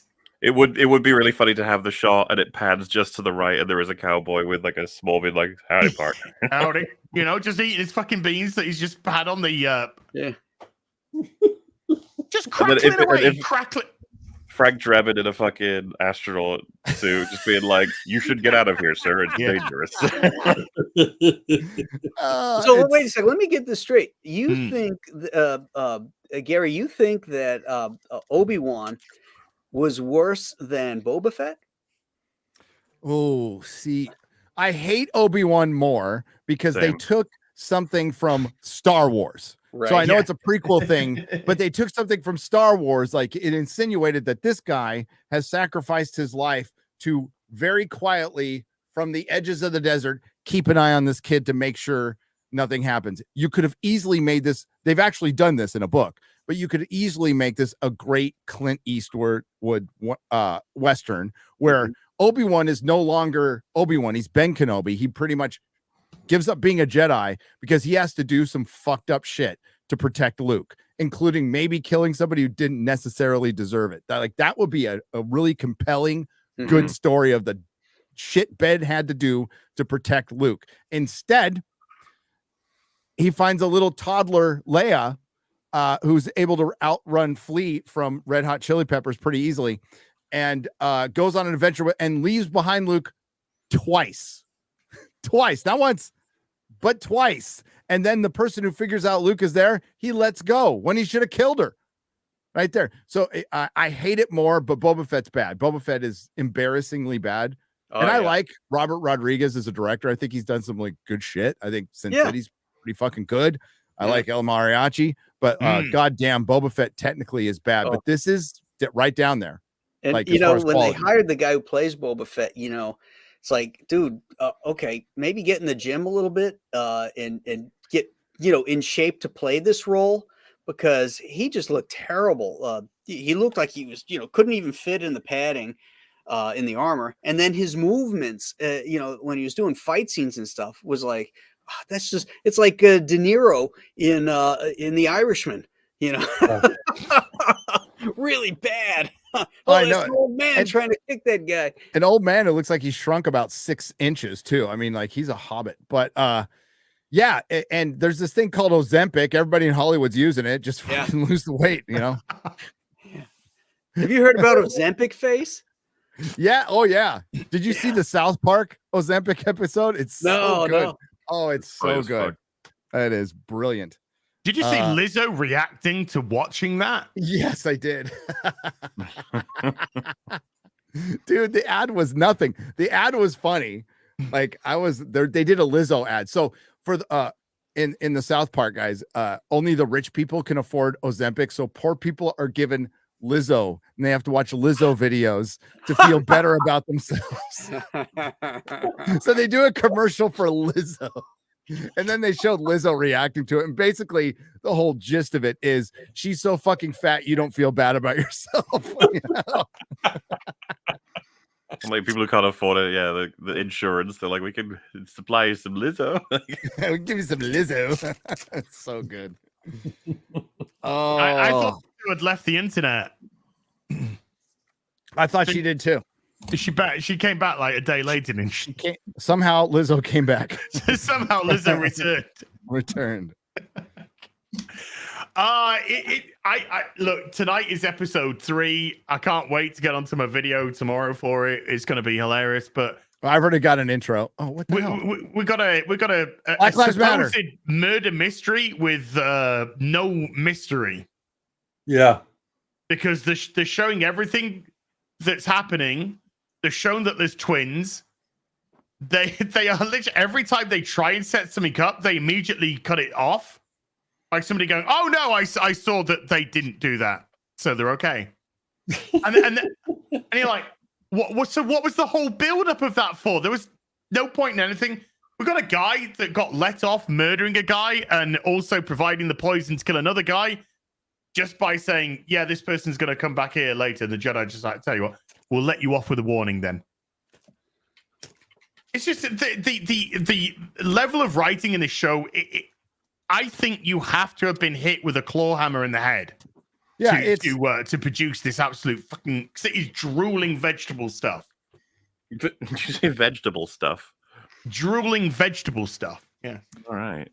I didn't watch the show, but there are quite a few videos telling all about the show. Oh yeah. And apparently one of the cardinal sins of storytelling they break is they keep going back and forth to the same place over and over again, instead of just having everything happen there and then moving on with the story. Yep. Yeah. Cardinal sins are right. They fucking brought out an evil twin in the first half episode. Oh yeah. First 15 minutes of it, yeah. And then where do they find these entitled actors? That one girl who's got the cornrows in her face. She gets on. She's interviewed on Variety, and what was the point? They said, what was the point of this Star Wars, and her answer was to make white people cry. Well, that was actually a different film. That was actually a different film. Oh, that wasn't about the that wasn't the Star Wars. That was about. I think that was about 4 years ago or 6 years ago. She was interviewed about this specific film, and she said, "Oh yeah, it's the whole point of it was to make white people angry." Oh, okay, but it's resurfaced, and some people now think it's actually in reference to this show. But what it does show is intent with people like her. That's one thing that it does clearly show. It shows the mentality. It shows intent. And to answer your own question, you kind of answered your own question, because that's the kind of person. The kind of person that says things like, yeah, let's make white people angry. Let's do this. Yeah. The antagonistic narcissist who is the current favorite, your Rachel Zegler-esque type of character. Absolutely detestable.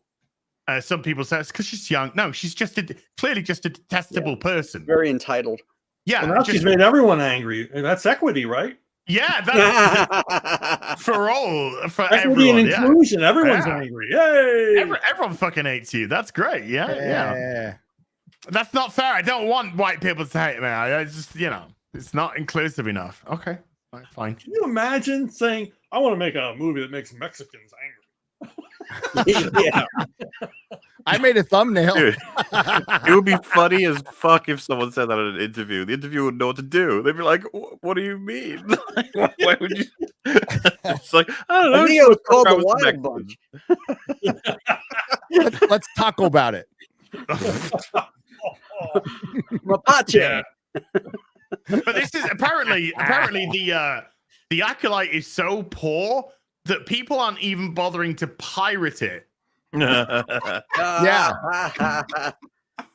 That's how poor. Apparently, the pirating on it is really, really low. Nobody fucking gives a shit. Didn't Game of Thrones at its height was like breaking records for piracy, but simultaneously it's like, because that scales up with the engagement in general. That's just how that works. And it was so big, like HBO was bragging about their show being the most pirated show. That's they want to climb back up to that year. I was actually talking with I think it was Rags yesterday. Gary was saying, if House of the Dragon manages to be like excellent throughout, imagine they announced like, we're gonna retry Game of Thrones. Like, oh, I would. We don't mind. Like we want to give it another shot. Hopefully we can keep the good seasons a little longer. They can do a couple more prequel series and then just give it another go. Well, because like that fucking scene at the end of episode 1 where Viserys talks about a Song of Ice and Fire is so depressing. I know, dude. I know. He's like, there's this whole dream, the monsters of the north, they'll come. It's gonna be the apocalypse. We need a strong leader, and you're literally just envisioning season 8 in your head. Like, good fucking god. I don't want it. Don't want to. I don't want it. Still, as far as I'm concerned, goes down as the biggest fall from grace. Even though, and it's like we got stiff competition, but what a plummet! Game of Thrones season 8. Holy shit. Yeah. That will go down in the history books. But the biggest plummet of a franchise is Star Wars. Like Doctor Who, isn't it? And Doctor Who's the most I stand by my list mostly now from a couple years ago. The number one most murdered franchise is Doctor Who. That could change tonight, by the way, guys. Yeah, that could change tonight. Oh yes, sir. Just to remind the couple of people who might not know, there's this thing called The Timeless Children. It came out during the first female Doctor played by Jodie Whittaker era, where they went back and William Hartnell was the first Doctor, right? Yes, sir. So now he's no longer the first Doctor. It turns out he's a descendant of a little black girl who was abandoned by a space portal found by a gay lesbian who murdered children over and over to culturally appropriate the regeneration power instead of it being developed. Well, it was the Time Lord's proximity to the time vortex, right? And it was developed by Omega and Rassilon, but they changed all that. The timeless scissoring, yes. So in tonight's episode, they fundamentally changed the Force. They call it a thread, which is a bit on the nose if you consider the posters from the Acolyte and the memes that made it a thread holding a tampon in. Yeah, and we have 2 women conceiving twins Now, I need to see the context though. Well, judging by what Chris Gore has said, I think the context ain't gonna help shit. Chris, to be fair, Chris Gore had a stroke, so Chris, I love you, man. But it's all dead. I mean, Doctor Who's dead, Star Trek's dead, Star Wars is dead. You know, all of those are dead. Yeah, they're all dead franchises. Like as you said, Gary. When you talk about Star Trek Discovery, he's like, hey, Az, did you know that Star Trek Discovery had its finale? I was like, what? I have no idea. None. Didn't know, didn't care. Nobody cares. And did it peak anyone on social media? No. Anyone talking about it? No. Star Trek Discovery never charted. Never, ever charted. Neither is Doctor Who. And imagine being an actor and you're a part of like a phony TV show, as in like you do all the work to be a part of a TV show and then like nobody sees it, nobody talks to you about it. You're just like, okay, well, I guess I'll just move on. Like, the 5th season, by the way. Okay. Thanks for the money.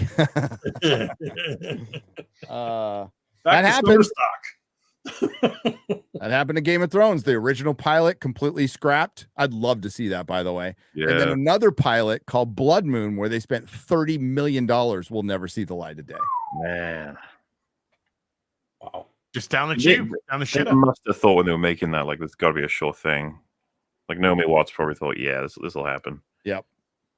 Wow. And the shit canned it. Down it goes. The Witcher is dead. That's a dead show. Yes. Killed that dead.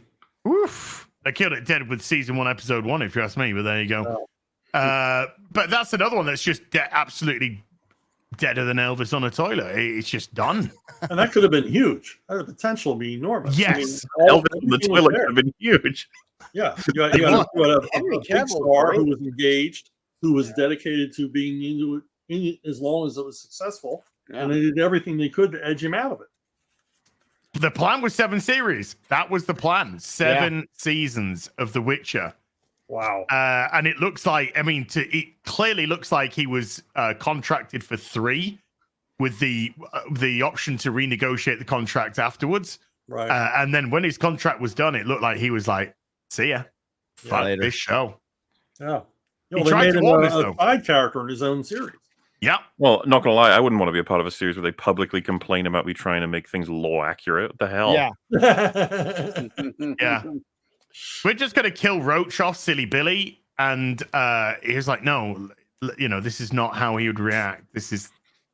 Oh, you write it then, Henry. He writes the best thing about the whole of season 2, which is the death of Roach. It just shows up everybody there, and that was fucking Henry Cavill that did that. Really? I do love the idea. Like, why don't you fucking write it?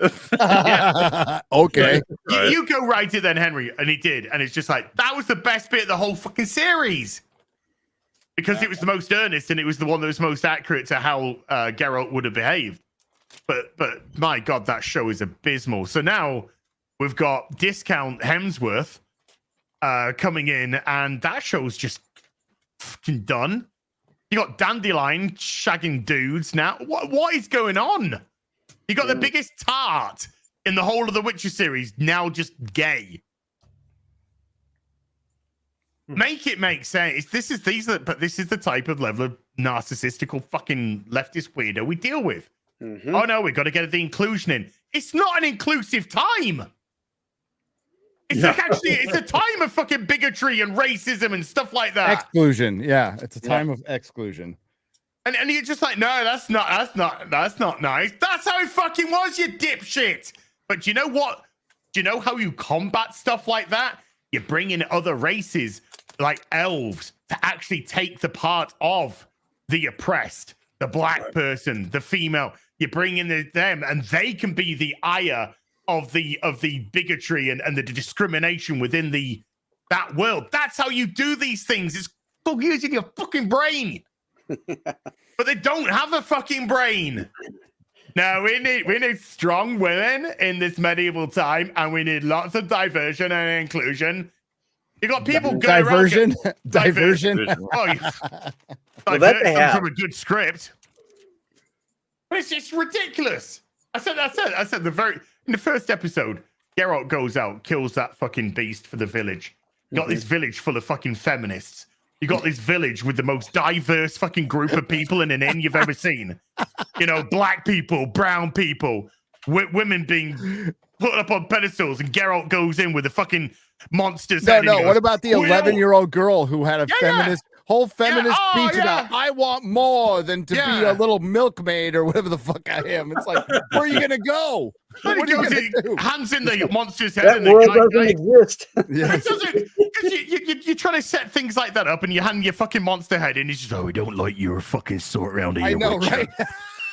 The guy kills a monster, and they're like, fucking retarded. Wow. It was so dumb. Don't like your sword. What do you mean my sword? I'm looking around here. It looks like I'm fitting fucking perfectly. Yeah. Holy fucking shit! I've even got my pride flag on badge here. Don't like your sort around here, would you? What, straight white men? Yeah, that's exactly what we mean, actually. Yeah. Yeah. You can take your testosterone laden body and get out of here. Yeah, you can take your masculinity and fuck off, mate. Now then, do you want your soy milk? No, I don't want a fucking glass of soy milk. Fuck off. Jeez, man. That's the level of idiocy that we have to deal with. Just don't understand world building. Don't understand how things used to be. They want to revise history anyway. You know, they want to make Cleopatra black. They want to make Anne Boleyn black. They want to retroactively change legitimate history because it's not inclusive enough. When they do the movie about Genghis Khan, I can't wait to see, the rape in the army. What about all the white people in Genghis Khan's army? And the Hispanics and the blacks. And then, they were talking about that in Shogun. In Shogun, they were like, "There's no black people in Shogun," and I think they should do a black version of Shogun and call it Fashogun. Shogun. Oh, Shogun. Let's be honest, if they were going to do a autobiographical sort of movie about your life and they said Denzel Washington, you'd be like, yes, please. I'll be like, fuck yeah. Denzel Washington. But that's because Denzel Washington's legit. Yeah. That's like old school Woody Strode. Woody Strode, he could play a black slave. He could play a black gladiator. He could also play a Comanche. And you're like, it's Woody Strode. Who cares? Charles Bronson, another one. He's a Mongol. He's a Mexican. He's a this. He's a that. Who cares? It's Charles Bronson. Yeah. Charlton Heston. Yul Brenner. Yul Brenner. Yeah. Charles Bronson looked a little Mexican. I mean, he did. He looked a little everything. He was like Vin Diesel. What is Vin Diesel? Vin Diesel can play anything. Who cares? I love the idea that you're watching the behind the scenes and they're prepping for the big scene. And we're all like, oh, wait, what's the big scene? This Denzel Washington prepping for the pronoun rant. He's like, I got to get this right. Got to make sure. It's important source material. I got to respect. I got to make sure. I got to get into character. I just saw him in as on set, making sure he does it right. Pronouns landed on me. What? I just saw Denzel in The Equalizer. I hadn't seen that movie yet. Oh yeah, he was good. Yes, it was very good. Yeah, I had a couple of people said, "Why didn't you complain about Denzel but in The Equalizer?" Then I'm like, because number one, it's Denzel. Number two, you bring in a franchise back after 30 plus years, and it's not as if you could say that The Equalizer set the world on fire back in the day. Right. I loved it.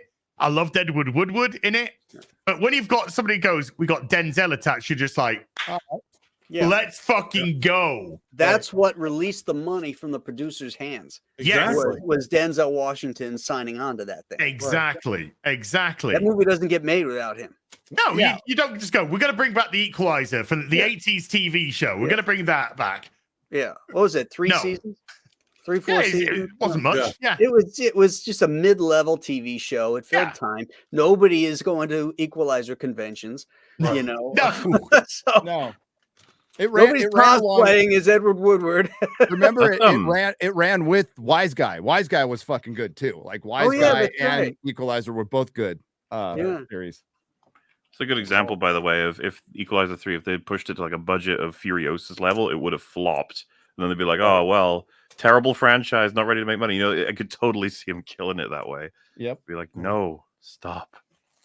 That's just weird. the Number 2 isn't on Netflix. Like 1 and 3 is on Netflix, but not number 2. Yeah. No, I think number 2 is on Prime. I think it could be on Prime. Oh, really? Yeah, I'll check. Yeah. but it's Honestly, you could skip 2. You can watch 1 and 3, and you're fine. Oh, really? Yeah. Just watch the end where he kills him. That'll be, and then get satisfaction out of that because the guy's a fucking bellend. But there's a couple of good scenes, but the second one's not the greatest. But the third one's, I love the third one. I thought that's really good. Third one's set up like a Western, straight up set up like a. Okay, I like it already. Yeah. Does the third one leave it open for a fourth, or does it end? Oh, that's it. That's they want it. They said this one third and out. Yeah. And it has a good, satisfying ending. Yeah, I'm half expecting that with Extraction that they'll do 3 and out, but we'll see. Yeah. I think they should. I think that's fine. I liked Extraction. Those are fun. I really liked yeah. Extraction. Yeah, it's cool. I enjoyed them. I The enjoyed them. viewership's amazing on them. All right, Yeah. like 236 million. Yeah, Holy crap! they said. Oh. All right. Oh, the Acolyte. By the way, the Acolyte did amazing because it did 4.8 million on day one. On day 1, Yeah. Wow. Over 2 episodes. over 2 episodes. Over 2 episodes. And then after the week, it was the lowest ever rated Star Wars show of all time. As Mm. budget of $180 million. Yes, sir. How many subscribers does Disney Plus need to bring in to pay for it? 18 million. I don't think that's happening. No. Seeing that they haven't had a positive, they had a positive gain of subscribers last quarter, and it was like 100. Yeah. Seriously, because you could track this, you could just watch all the real BBC episodes where we talk about it, like in the COVID years. Like, COVID years is going to be the peak amount of subscribers. Why would you expect to get more when people aren't locked inside? What logic is that? It's such like idiot corporate brain. Like, Dude, number goes up every year. Number goes up. It's like, what do you know? the most shocking thing when I worked in Hollywood for that brief time was the amount of fucking idiots in charge of mountains of money. Like, and that's largely the corporate and American system, which should scare the fuck out of everybody, that they really did believe that, oh, the COVID is, time is just the beginning. It's always going to be like this. Really? Oh, Yeah. They're always going to be locked away. I mean, that's the thing that Netflix understands. You got to do things to move the needle. I mean, they're going to have this Tyson fight. That's going to get new subscribers. Oh my god! Football, that's going to get new subscribers. I mean, you got to, and then you got. I mean, who moves the needle anymore, star-wise? No one. I mean, you'd Ryan argue Tom Cruise, but his latest Mission Impossible flopped, and I don't understand how they need to examine why that happened. I didn't get that. But the new one that's being made now, the budget's even more insane. I can't fucking believe they're gonna kill Mission Impossible like this. Oh, I know. Yeah, Throw money at it. That solves all the problems. That'll be its legacy. The final 2 Mission Impossibles flopped, and it's like, yeah, but your budgets are fucking insane. What are you doing? It's always been this way. I mean, when Adam Sandler came along, he was making comedies for like 2-3 million, and they were making 50. Yeah. Right. So what do? They put him in $100 million action film. It's like, you're never going to make your money back. No. This guy has an audience. He's like Woody Allen or other people. They have an audience, and if you spend this much, then you're going to make this much. And the same thing with horror films. If you make a horror film for this much, you're bound to make this much. You're always going to make money.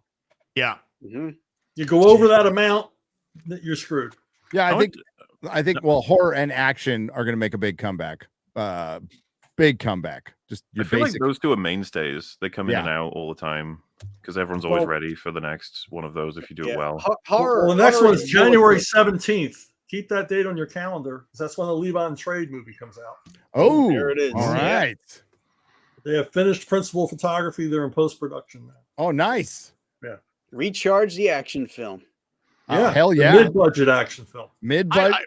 I love watching with John Wicks. Wicks. Yeah. And that's sort of, I mean, the budgets are creeping a little bit, but still they are contained. They're contained that it still will make a profit. Right. They've all made profit. John Wick will stop the second they can't make the profit. They were willing to stop at 4, weren't they? But they were like, all right, you guys want more, then we'll make more. Simple as that. Right. Yeah, they were meant to stop at 4. They kind of gave it an ending. I'm still personally happy with the idea that the next John Wick is him fighting through hell. I love the idea of doing that. That would be awesome. That would be great. I mean, I feel like they've gotten Why so not? silly with them. Just Why the fuck up. not? Does that sound familiar, Chuck? Yeah, it should. Go to hell. Expendables. Hello. Go to hell. Yeah. We did that. We did it. That's a really John good Wick idea. copied. But that was what Gladiator 2 was meant to be, fighting in Hades. Yeah. Yeah. That So fucking cool. Why didn't they do that?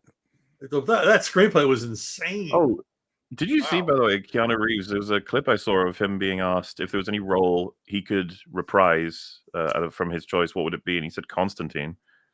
Oh yeah. Thought it was a fun interesting. movie. Out of all the roles he's got access to, he said that's the one he'd want to do again. That's one of those. We got a screening to that movie, and I'm like, man, I was so pissed at the casting at the time. I was like, fucking, he doesn't look anything like Constantine. This is He could have just dyed his hair blonde. Come on, Keanu. But walked out loving the movie. I was like, that was good. That was really good. Wait, Chuck, you saw the Gladiator 2 script? I've seen parts of it, and I've seen people describing it that read it, and just none of it made any sense. It's just insane. I forget like who wrote fever it. dream. Yeah, I forget who wrote it. It was an actor, I think, who wrote it. It wasn't really? a professional screenwriter. I can't remember. Probably on drugs. Some Hollywood oddball. Yeah. Was Russell Crowe pissed out of his brain? Is he drunk again? You see Sean Bean getting pulled out of a bar? Did you see that video? Yeah. No. Yeah, he was right. Yeah, he was drunk and he was vaping, and the security pulls him out. It's like, don't kill Boromir again. Don't kill What was Sean he getting Bean. ejected for? The drinking or the Or the vaping? vaping. Oh, okay. You're not allowed to vape inside? It's fucking ridiculous. That is ridiculous. You're making them all illegal over in your country. I remember like something vape related was made illegal when we were over there. Dude, vaping shops are the only fucking shops that are open on the high street anymore. Wait. Is weed legal there? No. Okay, wait till weed is legal. Fuck vaping shops. Now there's fucking weed shops everywhere. Everywhere. I headed into Huddersfield because they had some sort of con on. Well, they had vehicles, geeky vehicles there, Batmobile, DeLorean, Ecto 1, stuff like that. So we drove into Huddersfield, and like pretty much every shop is closed apart from newsagents and vaping shops. That is it. The only shops that seem to be open nowadays. Nothing. Can you smoke inside, like bars and stuff in England? No. Haven't been able to for 25 years almost, I think. Okay. There's people who ignore it. There's people who straight up ignore it though. I've seen it. So I used to smoke in movie theaters. I remember that when I visited London once. Airplanes, for God's sake. Whoever that was a good idea. But smoking or non-smoking seat? Non-smoking. Yeah. Next to the smoking guy behind me. Yeah. You'll be safe from the smoke because you're in a non-smoking seat. Yeah. It's so great. In a self-contained tube. Yes. With the only thing is when they allowed smoking, you actually got more fresh air because they would open the outside vents. Yeah. I was gonna say, did they open a window? No, open the door, yeah. Let's let air out a little bit in here. It's all good. It was the 70s. There's crazy. Someone in the wing smoking. Oh shit, William Shatner's there. Oh no. He used to smoke. I understand that reference. Yes. Good, Waller. Good, Waller. Yeah, that's another show you need to watch from beginning to end is the original Twilight Zone. Oh, yeah. It's been weird watching TOS and being like, that's where that's from. Oh, that's that's that. Oh, all kinds of fun things. It's a very neat show for anybody in chat who's curious. Been enjoying it. I'm near the end of season 1 now of the original series, and I've been very happy with it. Star Trek, yeah. You know, I never seen it before. Wednesday nights. He does a show going over the original series, Mahler. I didn't know that. Yeah, it's called The Landing Party. Yeah. And we're going over episode by episode in the way they were filmed, not the way they were shown on TV. So it's the filming schedule. And we're still in the first season. Tomorrow night we'll be discussing Conscience of the King. Oh, Wow. nice. That was so gone. I was going to say that was actually one of the episodes. There's like a handful that I consider the best, and I think that was one of them actually. That's the one with the Kodos the Executioner. Yeah, and his daughter. Mm-hmm. Well, I was about to say a daughter spoil, and I was like, "Fucking hell!" Yeah, yeah. And his daughter is a actress. Yeah, because the order I'm going from is it that? So what episode would that be in the order you're doing? 12. Technically, it'd be 13 because you got to count the pilots. Yeah, there's 2 Cage, pilots, right? so it'd be 13. But it would probably be 12 in the actual. Yeah, I've got myself a very, very Star Trek fans guide, and so I've even watched The Cage, and then the Menagerie was an interesting look back on it to contextualize it, right? Which is it's cool shit. Yeah, but... I mean that was done because they had nothing else to throw up there because everything was running behind because of late scripts and Albert Whitlock's slow process of creating special effects. Huh. What's the one where the monster sucks the salt out of people? That was the first one Disney. aired. That was the I Man was going Trap. to say that they Man aired Trap. that on a special preview night. Yeah, it was on September NBC. I 7th. remember that's when I first saw Star Trek. Yeah, it was actually like the 7th or 8th one filmed. Yeah, but it's the first one that went on TV. Yeah, they showed an episode of Tarzan and then an episode of Star Trek on a special preview. I like that one. The next episode I'm seeing is Space Seed, which I hear is a good one. Oh yeah, a little bit good. It's all right. It's all right. It's all My right. favorite so far is the Galileo 7. I really like that episode. Really, I hate that one. Really? Why? Because Spock is just a pain in the ass in that. That's the point, though. He's I consider that a really foundational episode for him, right? Like the one thing he's missing is understanding how people are going to react to him emotionally in a very high stress situation, instead of focusing strictly on what's logically best. Also, I just felt that the other officers that were on there were disrespectful to him in the chain of command. I can agree with that because I did feel somewhat that way, but then it is worth keeping in mind they all think their base are going to die. Like it is a horrifying situation, right? Because the show sometimes maybe doesn't capture that too much because it doesn't want to necessarily. It doesn't want to get too dire. But like I picture there, for anybody who doesn't remember, right? There are decisions such as like people dying, and Spock says, "I don't know if we are we're not going to deal with their bodies. We haven't got the time." And then they're like, "Spock, that's disrespectful. That's horrifying. Like we got to." Right. That sort of.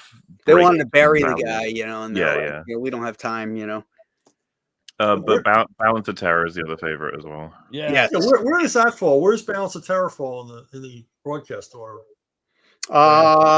Balance of Terror is it's an early one. It's Okay. like 7. in the top 5 or 6, something like that. The Corbomite Maneuver is the first episode. Yeah. Filmed. Ah. Yep. Yeah. Okay. And that one's a great one. That one introduces you to everybody. Yeah. And when you watch it for the first time and you realize this is the first time you're meeting Dr. McCoy. This is the first time you're meeting some of these characters. Spock, we don't even know he's Vulcan yet. Wow. All we know is, originally Spock was going to be Martian. And eventually they changed that, but it doesn't start coming out till later on in the series when you watch them in order of the way they were filmed, that they start leaving you nuggets about, Spock's background because they didn't know. And Spock is referring to himself as Vulcanian, right? Instead of Vulcan. Yeah, there's Vulcanian. The Federation of Planets wasn't established. Nope. There's a whole bunch of stuff that they refer to things where you could see they're still making this shit up as they go along. Yeah. When Robert Marbonette and I did the Prisoner reviews, what we did is we did it in order of not how they were filmed, because they just not how they were aired, I should say. Yeah. Not how they were aired, because the order was all over the place, and Robert and I decided to kind of put our collective brains together and decide which order we think the show should go in. So it sort of like started with Arrival, then it went to episode 3, which was Dance of the Dead. Episode 2 we didn't show that till like 11 or somewhere along that. Because so it made a lot more sense the way that we watched it. So did you watch it in the way that it was actually filmed? So there's a connecting thread in the writing. We watched it in terms of how the story should fit together, how the progression of Six's time in the village should have happened. Because there's episodes like you watch episode 2, and he's talked to as if he's been there for ages, and you'll watch episode 8, and they'll refer to him as just being new to the village. So it didn't make sense. So we put it into the order that it made it sound like from new to this passing time at the village to coming to the conclusion at the end of the show. Have you? Where do I find this order? I can put it together for you. Send me this order. Yeah, I'll send you the order. That fascinated. I really am. Chuck is ordering the order. I'm ordering the order. Make it so. Yeah, it's been it's a good find because the Star Trek one is like the correct order. At one point is episode 14, then 7, then 9, then 8, then 13, then 16. It's like, the fuck happened, guys? Yeah. It's interesting, why that is, and a lot of it was because of production times, and then there was the network. Especially, they had to choose which one was the network got to choose which was going to show first, and they wanted something where they went to another planet where there was a monster, and there was also time on the ship, and so that one fit perfectly. Whereas. Whereas the first one, the Corbomite maneuver, is strictly what they call a bottle episode. It just takes place completely on the ship, right? But it's filled of all kinds of great drama.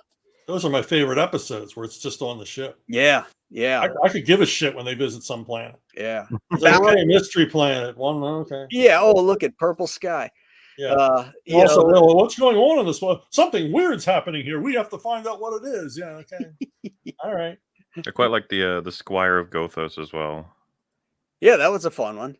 If the people have described it as the prototype Q episode, which makes a lot of sense. Yep. Yeah. Yeah. The first season's really, really great. Every episode is solid. They had a lot of great writers that were involved, that were either known for science fiction or they were novelists. Theodore Sturgeon, Matheson, Jerome Bixby. Yep. Clayton Johnson. There's a whole slew. The guy who wrote Robert Bloch. Robert Bloch. That's who I was trying to think of. Yeah. Robert Bloch. Yeah.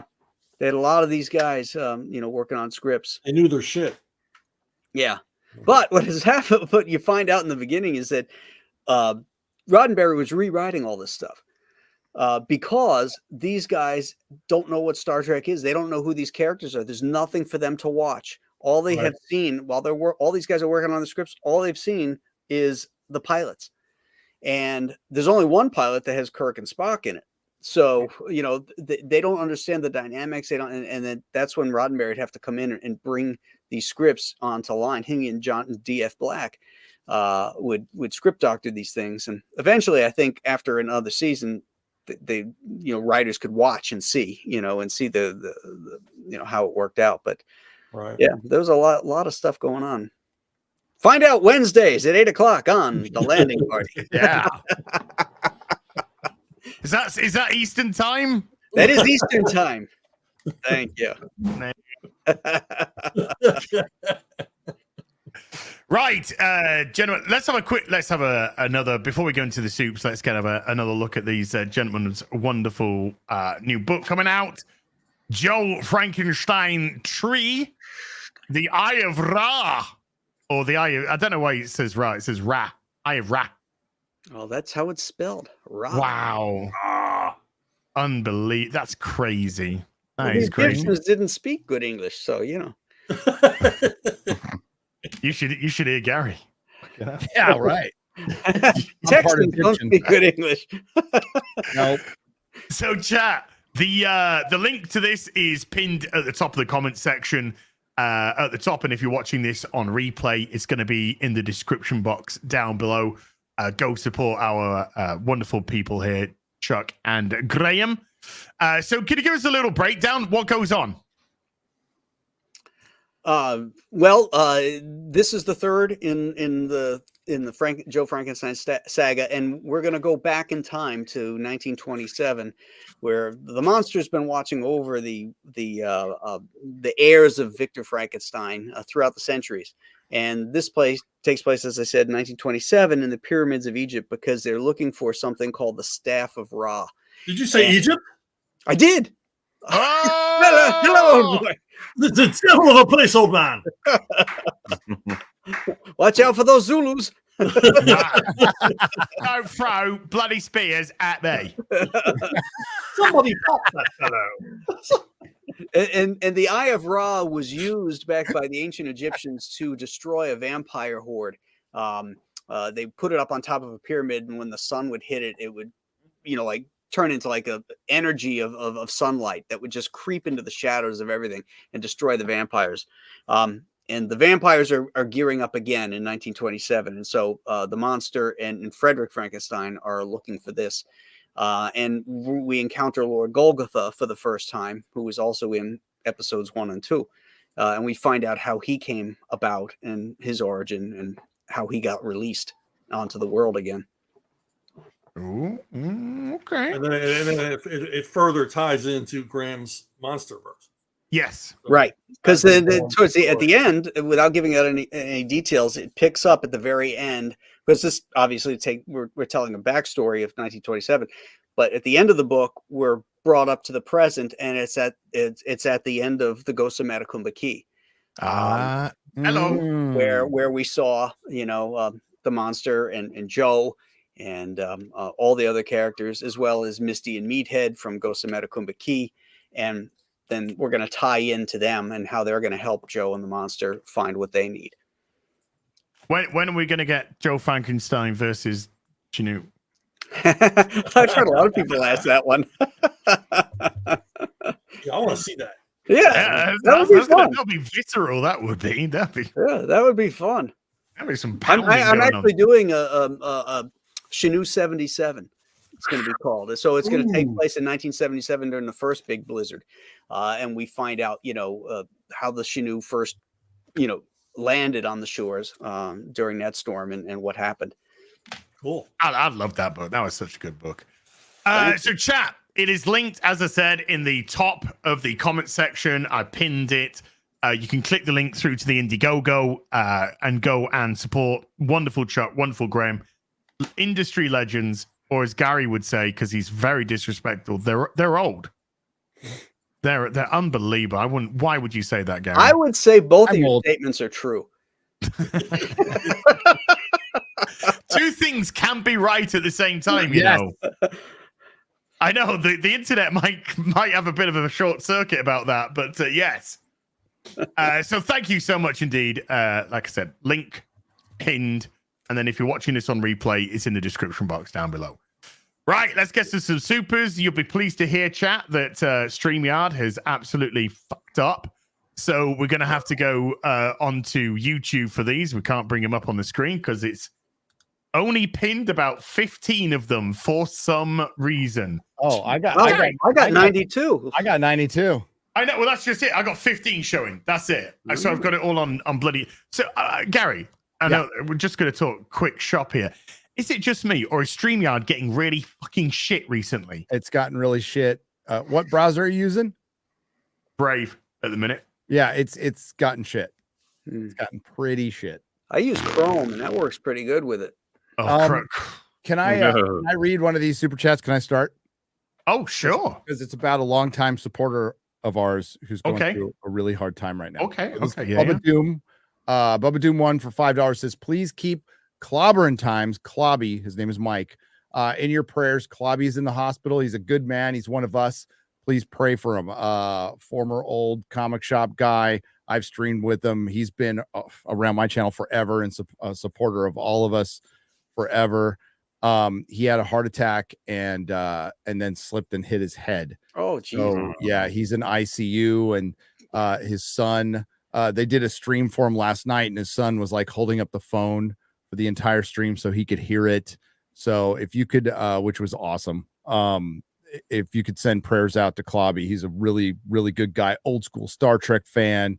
always wanted to argue with me about Picard season 3. I fucking love him, and I look forward to debating him about Picard season 3 for a nice long debate soon. So get well, buddy.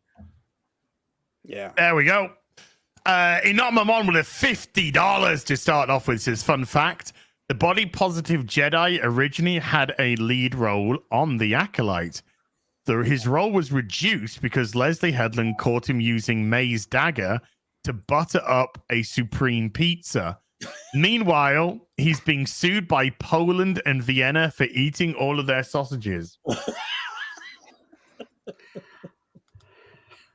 I mean, that's an intense lawsuit, man. Yeah. That is, yeah. Poof. Wow. Bubba Doom, there you go. Bubba Doom is showing with a $5 says, please keep clobbering time in your prayers.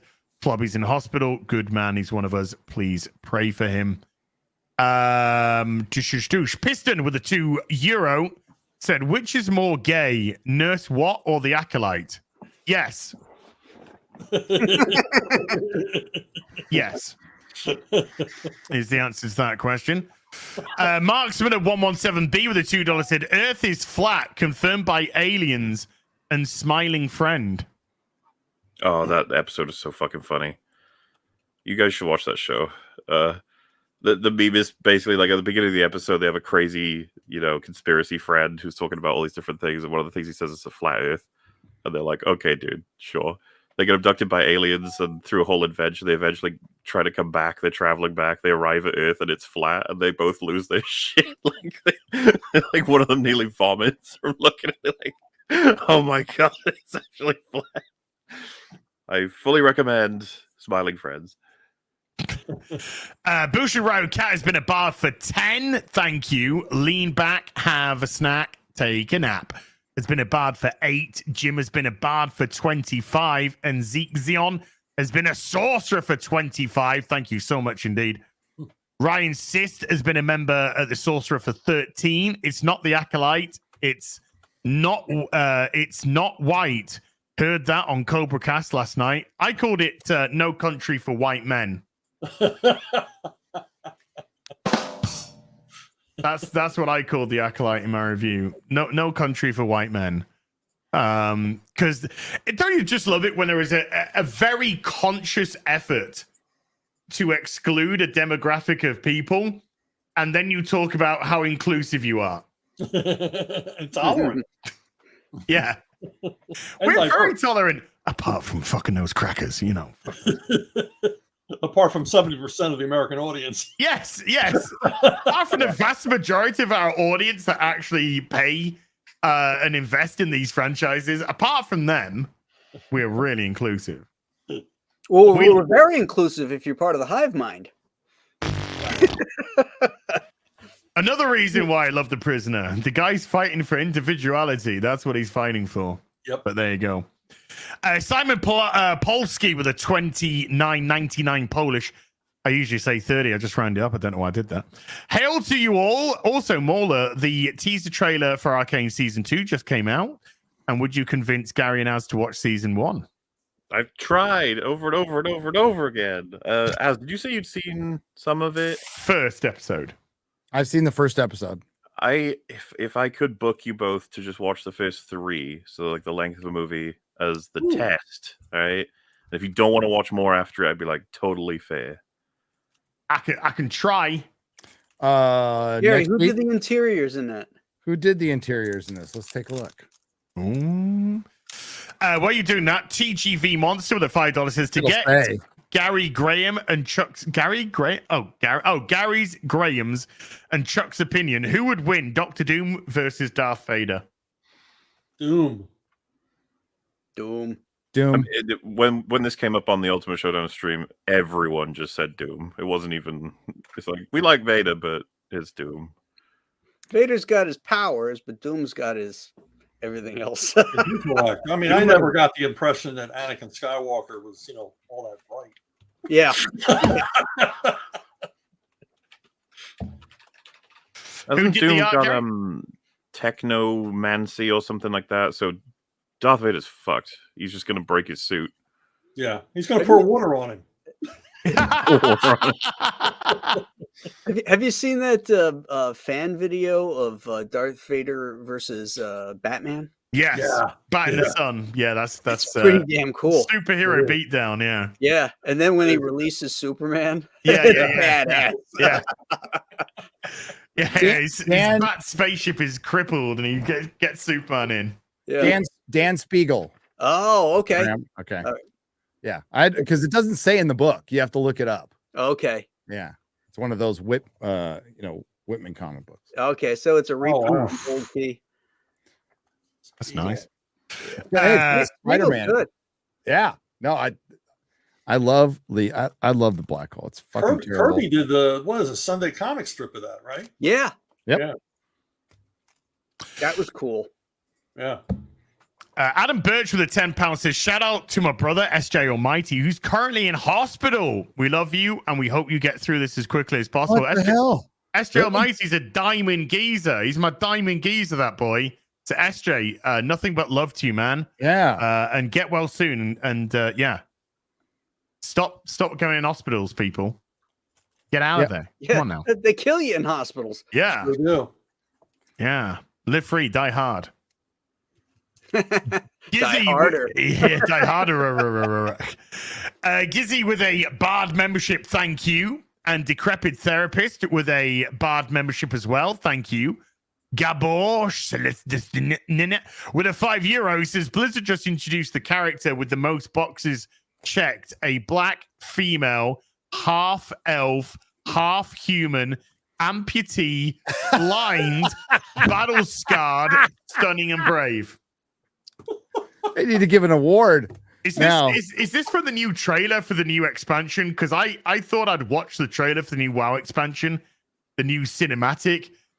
Apart from the fact that the new cinematic is made up of 2/3 the old cinematics from the other expansions, it looks shit. This bat person just looked like fucking dog shit. And I was thinking maybe we give WoW a try. Not that I'm thinking I'm going to fall back into it, but just let's go back to WoW. Let's do like return to WoW for a couple of days or so. I saw that trailer. I was just like, oh fuck that. That looks like fucking shit. Hey, share my screen. Douche. Somebody put this together. Yeah. Howdy, partner. Would you like some more beans? Yeah. I'm just gonna put some beans and coffee on here. How do you think the drive's going? Yeah. I see that the drive shaft's out of that there machine. I can look into it for you if you like me to. I got some tools in the pickup. Yeah.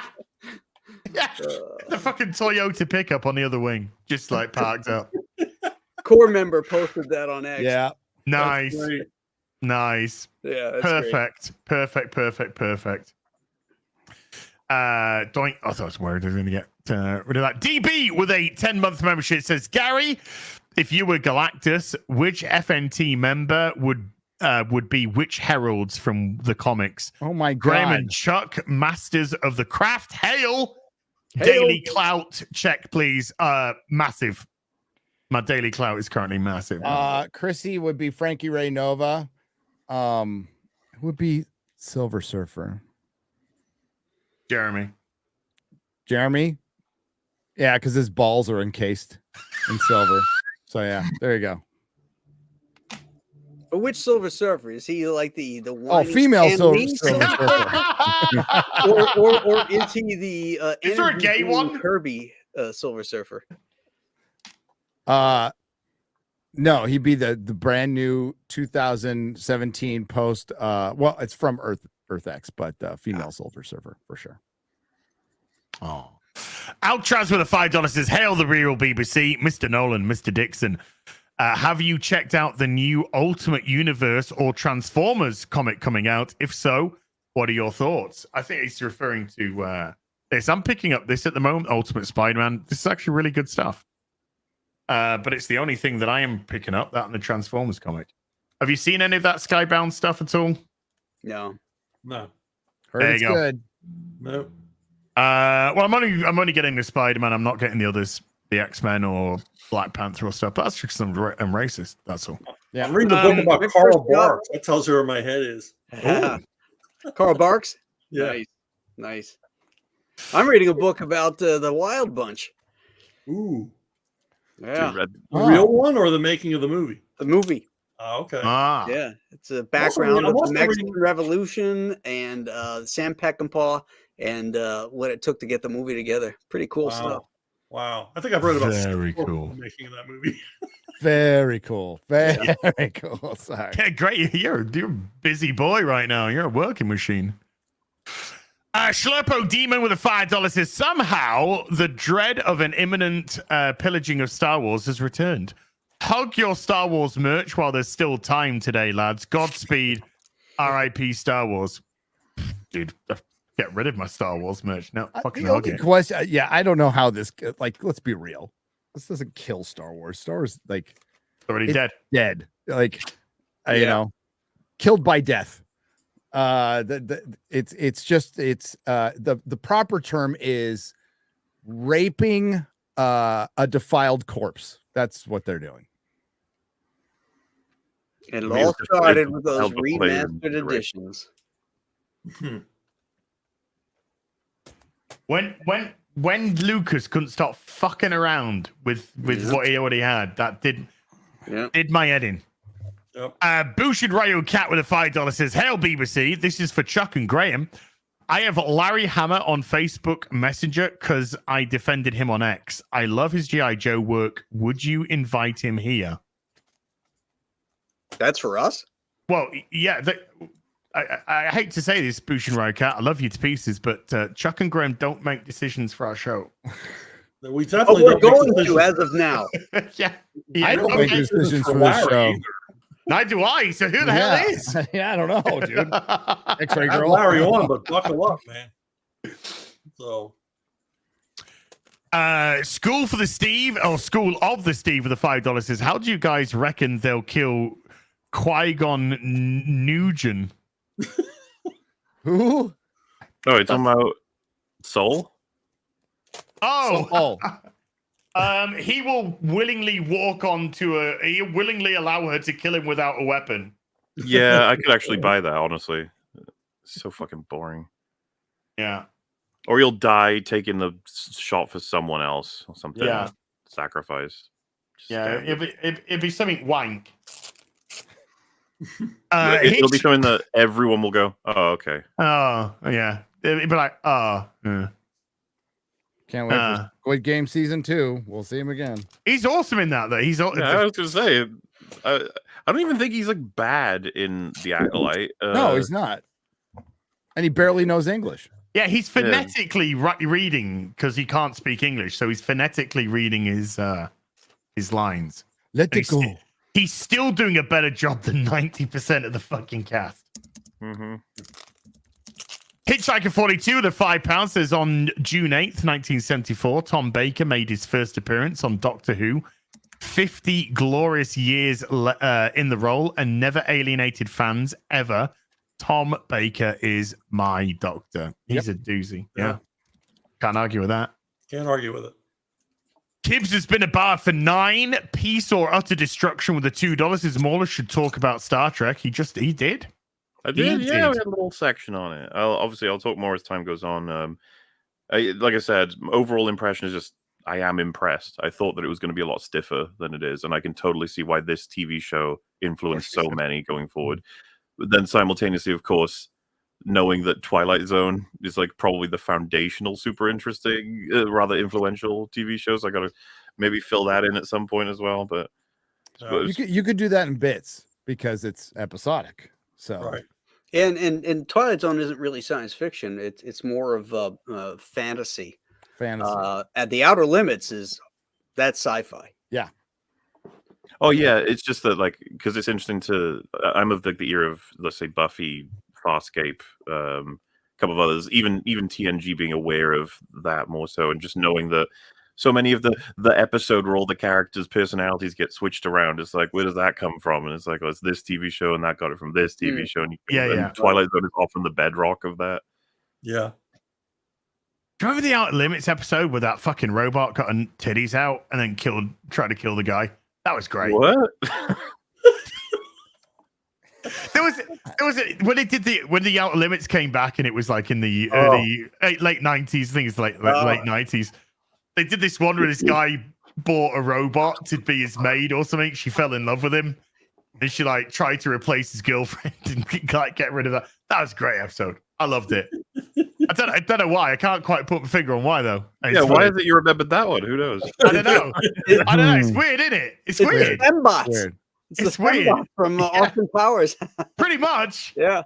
It's like if the fembots were real. Yeah. Yeah. Anyway, yeah. So look, I remember that one. Says someone in the audience. There you go. It's wow. It must have been a very popular episode for some reason. I don't know why. Thoughts on fitness with Nige has been a bard for 26. Thank you. Teeny Bopper with the $20 says, I found a comic shop in a dying mall that had $2 back issues. Was able to get 80% of the Batman Nightfall run, including a first printing of Detective Comics 659. Chuck and Graham's work is top notch. Can't wait to grab more. Oh, amen. Is it Tech 667? Is Detective Comics 667? Is that the one where you open up to the splash of Bane holding up Batman's broken body? No, that's 664. That's 664. Mm-hmm. Close. Yeah, the original is right there. It's hanging on the wall. Yeah, boy. That is. As you should have said, I knew that. I was just testing you, making sure. I'm just testing the artist and the writer of that issue. So that is, I love that. Is one of my fucking favorite shots. That just holding up. I'll go get it. He's got his you can see his rib cage like kind of protruding through. Yeah. Yeah, that's a doozy. Awesome shot. Oh, it's great. It's great. Here we go. Hold on. Let's go full screen on this. Hell yes! There it is. Fucking A. Oh. Yeah. Yeah, exactly. Now I got a boner. Exactly. Remember when comics were fucking awesome? Oh, dude. I do. That was one of the good things of that documentary. Again, I don't know where the hell they screened it once on Frank Miller, and I'm assuming it'll be available. I recommend everybody watch it because it really is. It kind of reminds you why you love comics so much. And he never lost his love of comics, which is, that's same with these two guys right here. They love comics. Yeah. And he explains his storytelling, and it's so anti what it is now because they write comics outside of these guys, for Netflix series or whatever. Mm-hmm. And he really breaks down his thought process and why he changed, and he gets pretty honest about his alcoholism. And he's looking better now. He looks pretty frail though. He does. But did he have cancer too, or they didn't mention that. He says alcohol. He straight up says alcohol. I'm guessing some drugs in there too. But there's got to be, because his body is all. I mean, yeah, it looks like he had a stroke or something. Yeah. But he was a heavy drinker for a long time. Yeah, and it looks like he's on the other side of that now, and he sounds like super grateful. Like I love what I do. He sounds re-energized. Like there's so many things I want to do now. I've got original stuff I'm working on. Cool. Possibly a Western. I think they let it slip. A Western Sin City, possibly coming out. But yeah, he addresses it all like in it. So it's really good. But in the end, it's about like the love of comics, and my kid was captivated the whole time. He's like, "What? This is the greatest thing I've ever seen." So, go see it if you can. I liked it a lot. Cool. Yeah, go to your local comic store so you get a back issue of 664 Detective Comics. Hell yeah. They have back issues, and they're not a real comic store if they don't. I said it. Yeah, amen. Yeah. Amen. No, fucking men to that. Amen to that. You're a fake ass comic store unless you got fucking back issues. Fake ass. The only successful retailers I know now only sell back issues. Yep. They don't even do comics. Yeah. Like place I go, that's all they do. Back issues. That's all they do. The Jizzbot with a $5 says, Gary, in your Discord, I posted a remake of a song called Lesbians in Space. Okay. I'm just reading what they put. Oh, okay? that was for my first Acolyte video where I did lesbians in space. Lesbians in space. I'm gonna have to bring that back. And not that I'm bitter about YouTube not putting out my newest video, but my older Acolyte video popped so hard. It's almost at 1 million views now. So it did better than my new one. God damn it. Do you know who my favorite lesbians are? Gay ones. Gay ones. Yeah.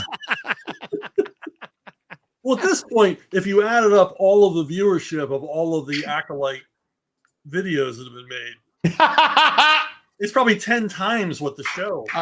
Both drinkers' videos equal the first day viewing of the Acolyte. Wow. Wow. Yeah. Wow. Doing all right, those. He's doing. All right. Do you know what? That critical drinking guy, he might make something. He might make something of himself. We Just might be with a dream. We might be on a show tomorrow. Guy named Pierce. Yes. Check it out again tomorrow. Yeah, we'll be on again. Lean back, have a snack, take a nap with the $2 says DoorDash render. Oh. Calioth with the $10 says no matter. Sorry, late on that one. What else you call Graham and Chuck? First, call them successful. I've run out of things to laugh at as the Acolyte and Nurse Watt aren't even sporting anymore. What's next? Long year left to go? Oh, Rings of Power, baby. Oh, yeah. 2 months away. But in the meantime, there's hopefully a very good show coming up this Sunday. Yes. As you need to watch, just watch House of Dragon season 1. You need to watch it. Get involved in the conversation, you Come on, buddy. Join the conversation. Wow, I'm trying to get him in with we're good cop, bad cop here. Yeah.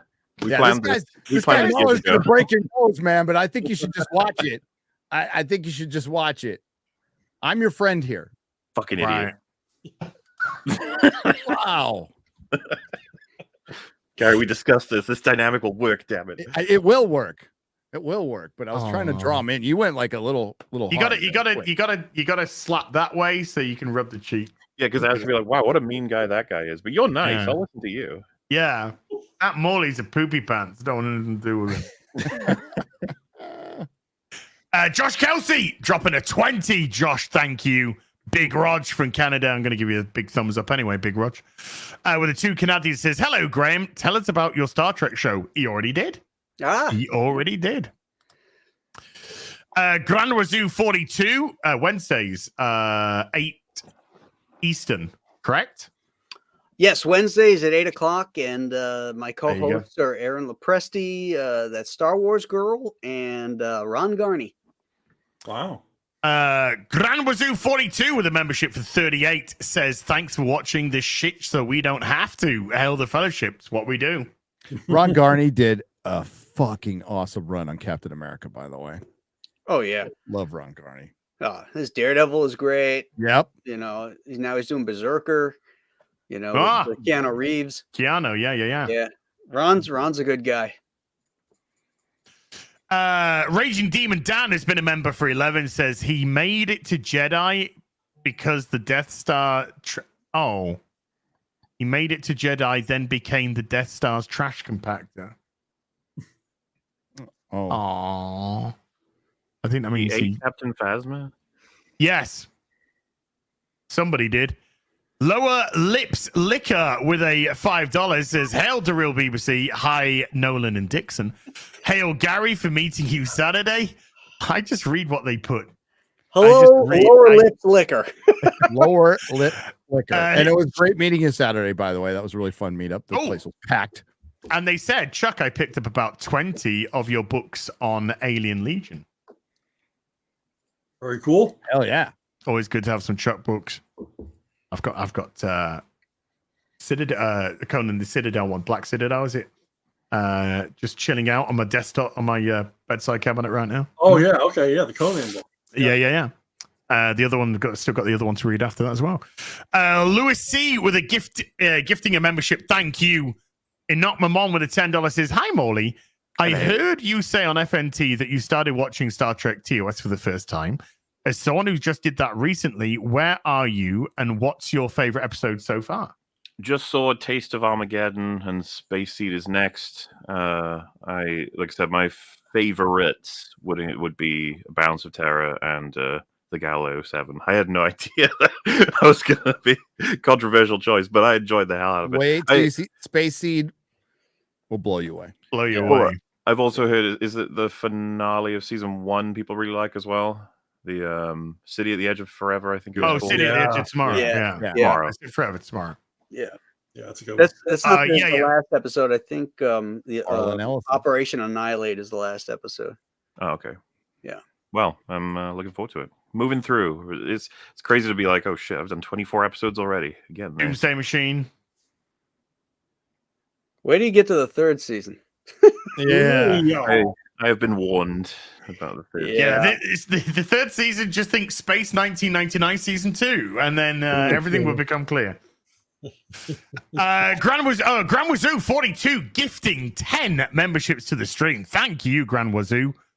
GJJ has been a bard for 27, and Louis C with another $15 says my favorite part in the Acolyte is when OSHA uses the Force to maintain 3 points of contact while using a ladder. What?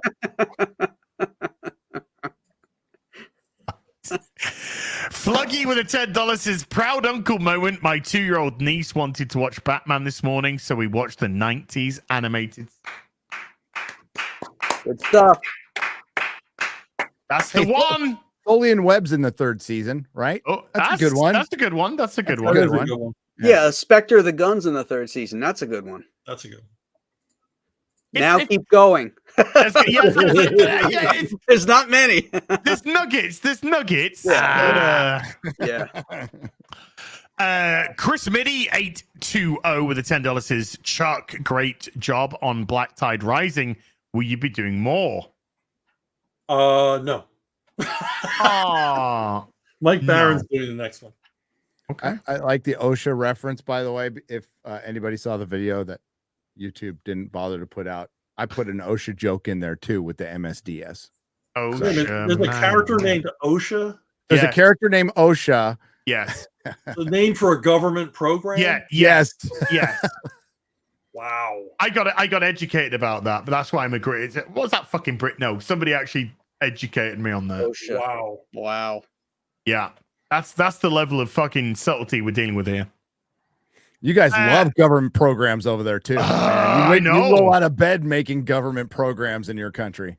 Dude, I am seriously, I ain't voting this next general election. I ain't voting. There's nothing to vote for.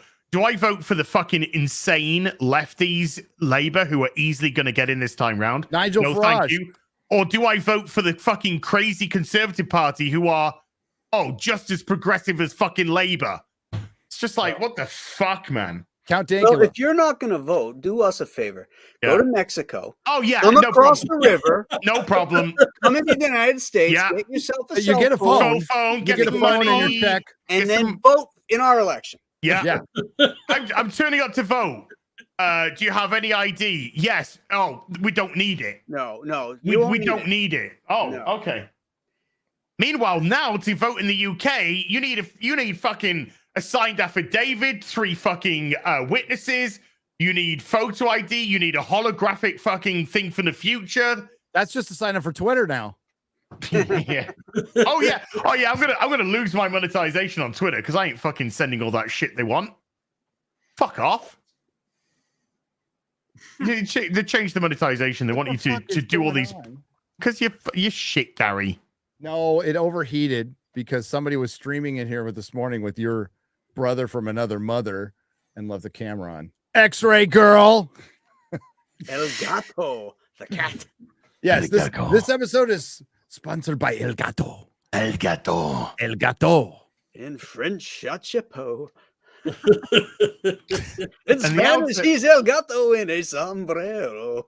Wait, is that this guy again? Is that El Gato?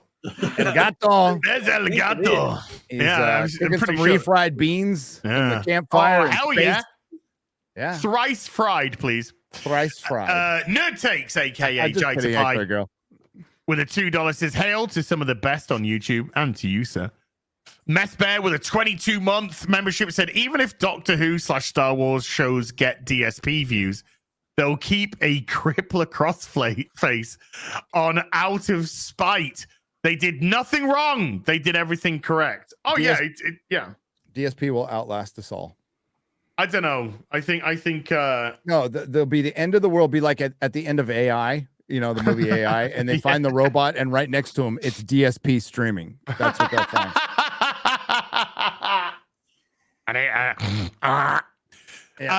B Chain 315 with a $50 hail.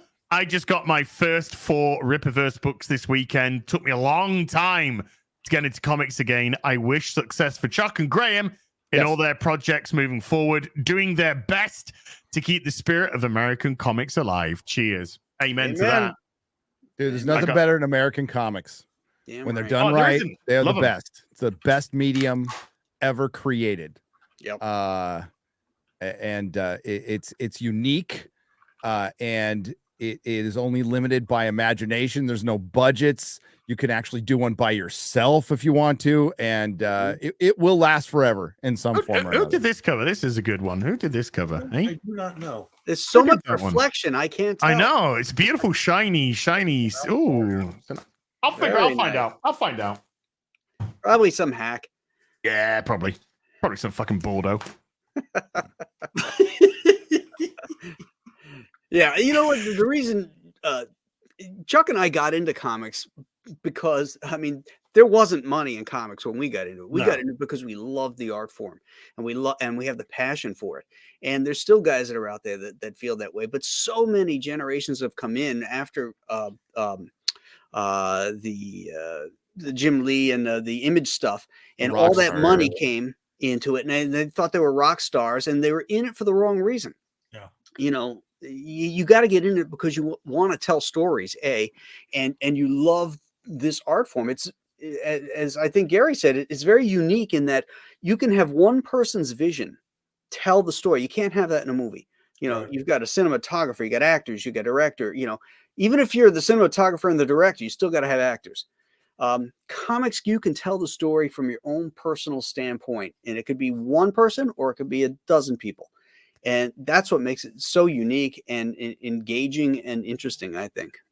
Yeah, Denny O'Neil said that if you like sitting in a room making stuff up all by yourself, he says you'll last in this business.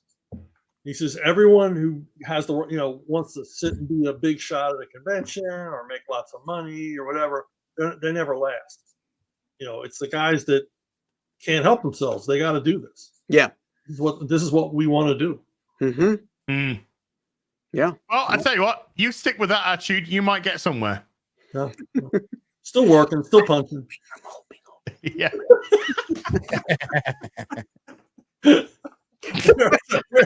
Still looking for El Dorado. Yeah. I could retire when I'm 90. Yeah. Graham could sell that page he just showed you. Yeah, he could. I should have sold it 2 years ago when all that COVID money was jacking up art prices. Yeah. You want to hear a sad story? It was jacking up every price. Go on. You want to hear? A really yeah. I know what you're going to tell. I'm going to tell the other one. Okay. So I have. Okay. To preface this, I relapsed. Addiction is terrible. So I had a John Byrne commission piece splash page of Spider-Man, Black Cat, Batman, and Catwoman on a rooftop having a double date barbecuing. And it was beautiful. He drew it like it was going in a comic.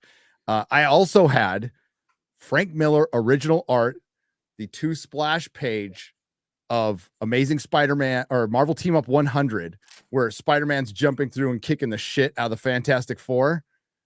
And it was hand colored by I'm forgetting the name, person who colored the comic, but he hand colored the art. And I sold them both because I was fucking high on drugs. Oh man. It hurts so bad. Did you at least get a good price? I did. Okay, there you go. Unfortunately, that money's not around. Wasn't around much longer. Yeah. But they got fucking snorted up your nose. If I had that splash page now, oh, don't do drugs. They're really fucking bad. Okay. Yeah. Buy back issues instead. Quadrina VR has been a bard for 10. Thank you. King Popo Nut with the $20 says, I know everyone is thinking about it, but I'm going to say it. Would you be so kind as to do the attack me pose? And from this hour henceforth, this will be your signature pose for Disney Gay Wars. I can do that. Hold on. I can do that. Here we go. Attack me with all your strength. That was beautiful. That was perfect. Acting. Wow. Classically trained. Obviously method acting. Yes, she does. Yeah, Rada. She does it twice. So that move that you're doing, she does that twice. So it's part of the she was trained. When you ask that, you have to go.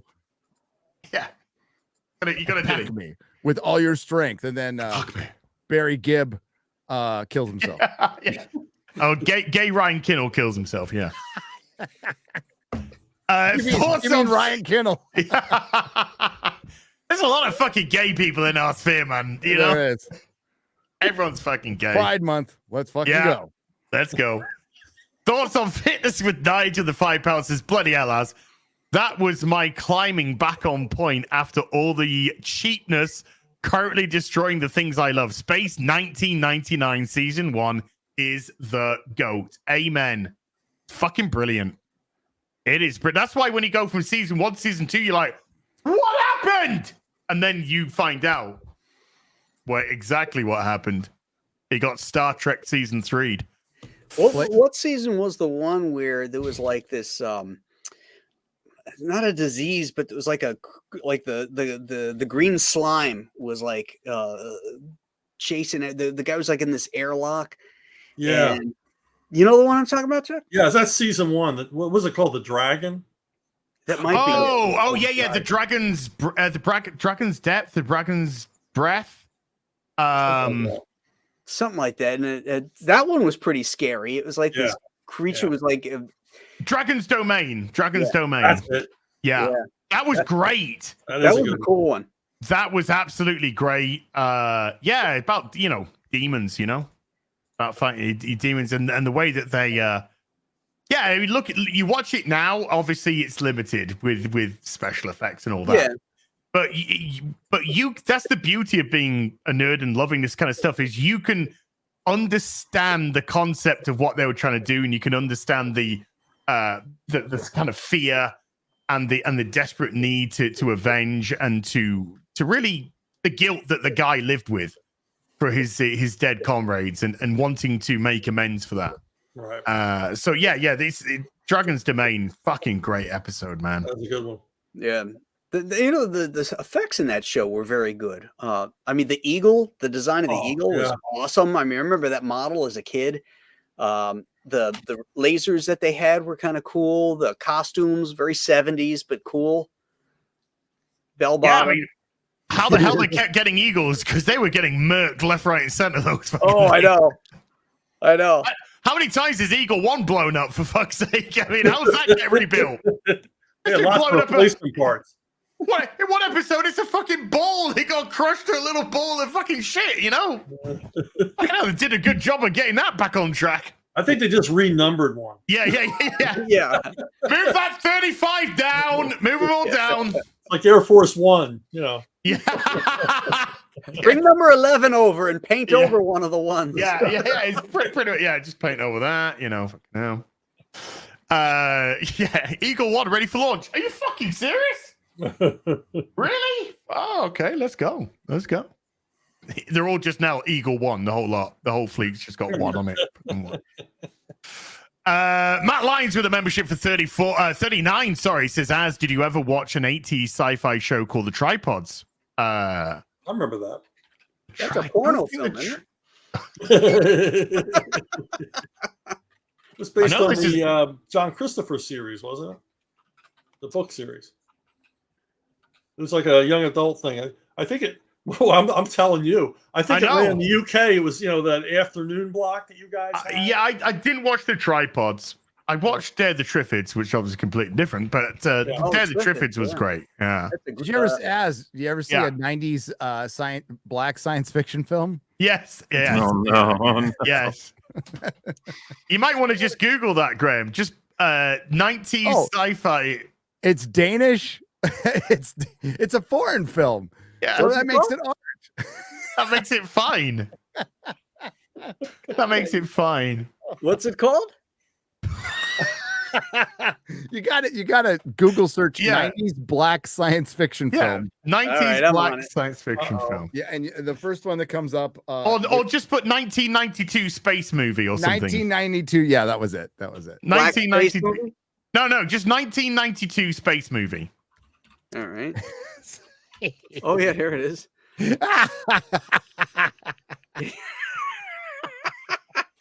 Okay, I can see why you didn't want to. It's called the Acolyte. It's called the Acolyte. The Acolyte.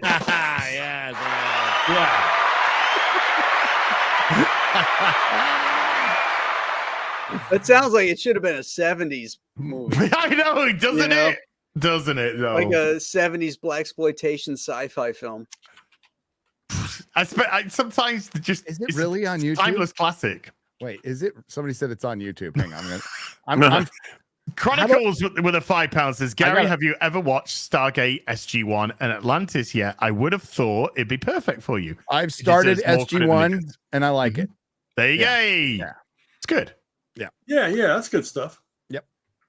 Then when they deal with the old cast, they bring in Farscape cast. They got new jobs when Farscape was cancelled. So they get Crichton in, they get Claudia Black in. You know, it's great. Bungles Twanger with a $5 says, I have the first brackets only ? Run of Boris the Bear. Worth anything? That could never be made today. Boris the Bear? No idea. Oh yeah, I remember Boris the Bear. Yeah. Wow. I was doing the black and white glut. The 90s. Yeah. 80s, yeah. 90s.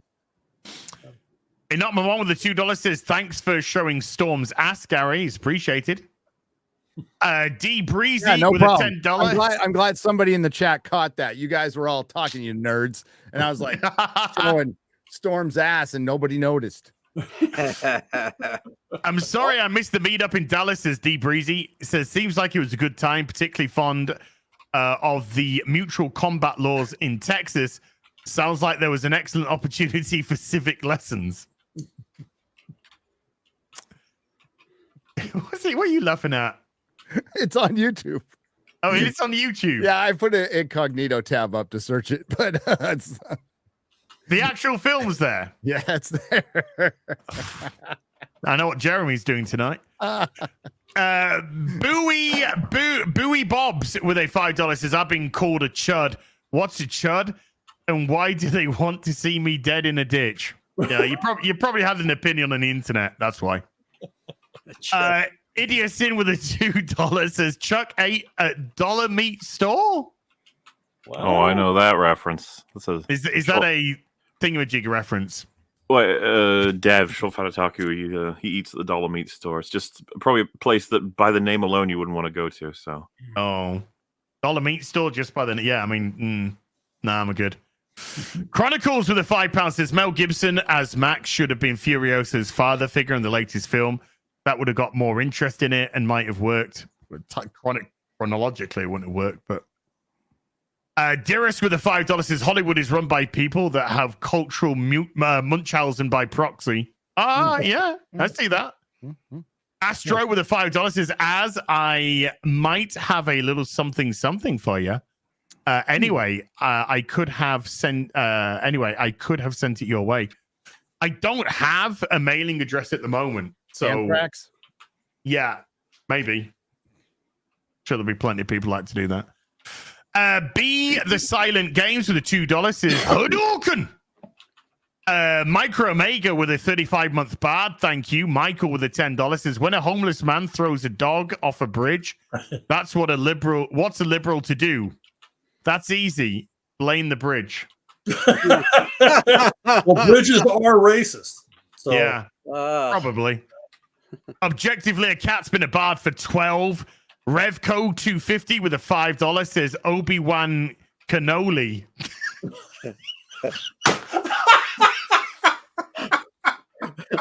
I like that one. Yeah, that's a good one. I'm fucking stealing that. If he's in this episode tonight, I'm stealing that. Obi-Wan Cannoli.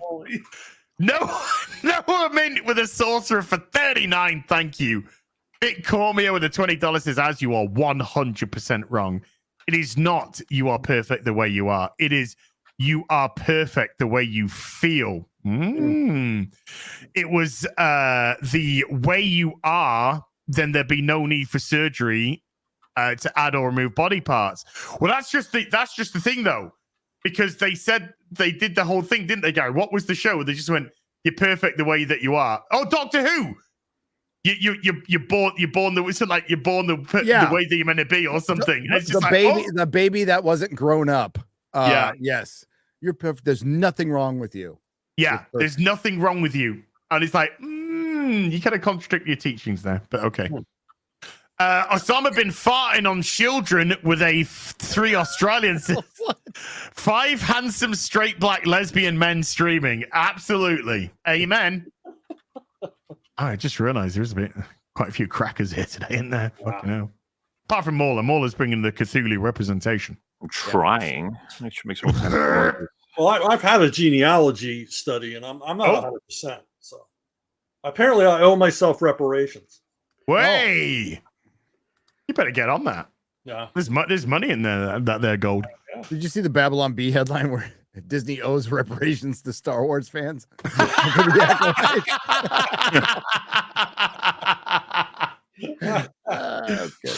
Andrew Valdez with a $10 says indie shows and animation are destroying network television right now, and subscription TV, Smiling Friends, for example, or A Fox in Space, Digital Circus, Hell of a Boss, and all the hundreds more. Valdez is coming. P Fire 66 with a $2 says, help me, chubby flan Kino Beast. You drank my only Coke. Daniel Rude with a 4 month says, could we go back to the days when nerd stuff was mocked by mainstream? I never thought I'd be nostalgic for the satanic panic days, but here we are. I get what you mean. I understand what you mean. We've been invaded by a bunch of fucking tourists. That's what's the problem. It is a common sentiment that whenever any particular thing goes mainstream, it gets destroyed. Yep. Has to be, all the edges have to be shaved off, you know. I'm not even talking about it being edgy, just it being true to what itself. It was. Yeah. Nick Brown with a $5 says, use the fork, Luke. Yes. Skeptical Panda with a $2 says, do or do not. There is no try. The fucking there's a whole comedy show here. A little bit of breaking news. Yeah. Sherry Redstone killed the Paramount deal with Skydance. Wow. Yeah, that was stupid. Okay. So does that mean more shitty Star Trek then? So far, yes. Yes. Ugh. Demi Moore's tapeworm with a $5 says, is it just me, or the more I look at Jabba, the more I see an SJW with purple hair screeching? Oh, no, it's not just you. It's not just you at all. Right, I've got to cherry pick a couple here, folks, because we're up against it. I saw, let's go with Louis C. with a $20. Says, my favorite cultural appropriation is Anthony Hopkins as Dom Diego in Zorro. These don't speak for the rest of us. He's fucking great in that movie. Who cares? Well, Tyrone Power played him, so I mean, you can't get more Irish than that. Yeah. Steve-O dropping a $20. Thank you, Steve-O. Subhuman 84 with a $20. I went to my local comic book shop a couple of weeks ago and found issues 646 to 658 of Detective Comics, 1 to 7 of Robin, and 1 to 25 of Nightwing, and they were all written by Chuck Dixon. So I bought them. Yeah, boy. Damn right. Yes. Real quick. I know yes. You're up against it. Yes. We have a GoFundMe for Mike, his kids, for Klobby. Could we post that in? Yeah, just post it in chat. the chat, dude. Just post it. I will post it in chat. Oh yeah, I can do that. Can I? Now I'm trying to find, but for some reason I saw that Legalize Adulthood dropped to 20 gifted memberships. I saw that, and he also dropped $100. For some reason, I don't know what the hell is going on today. It is not showing up on YouTube, dude. I am trying desperately to. It is not showing up, and I don't know. YouTube's balked today. StreamYards is balked today. I don't know what's going on. So I'm trying to find it legalized. It's not there, and I saw it go through on the screen.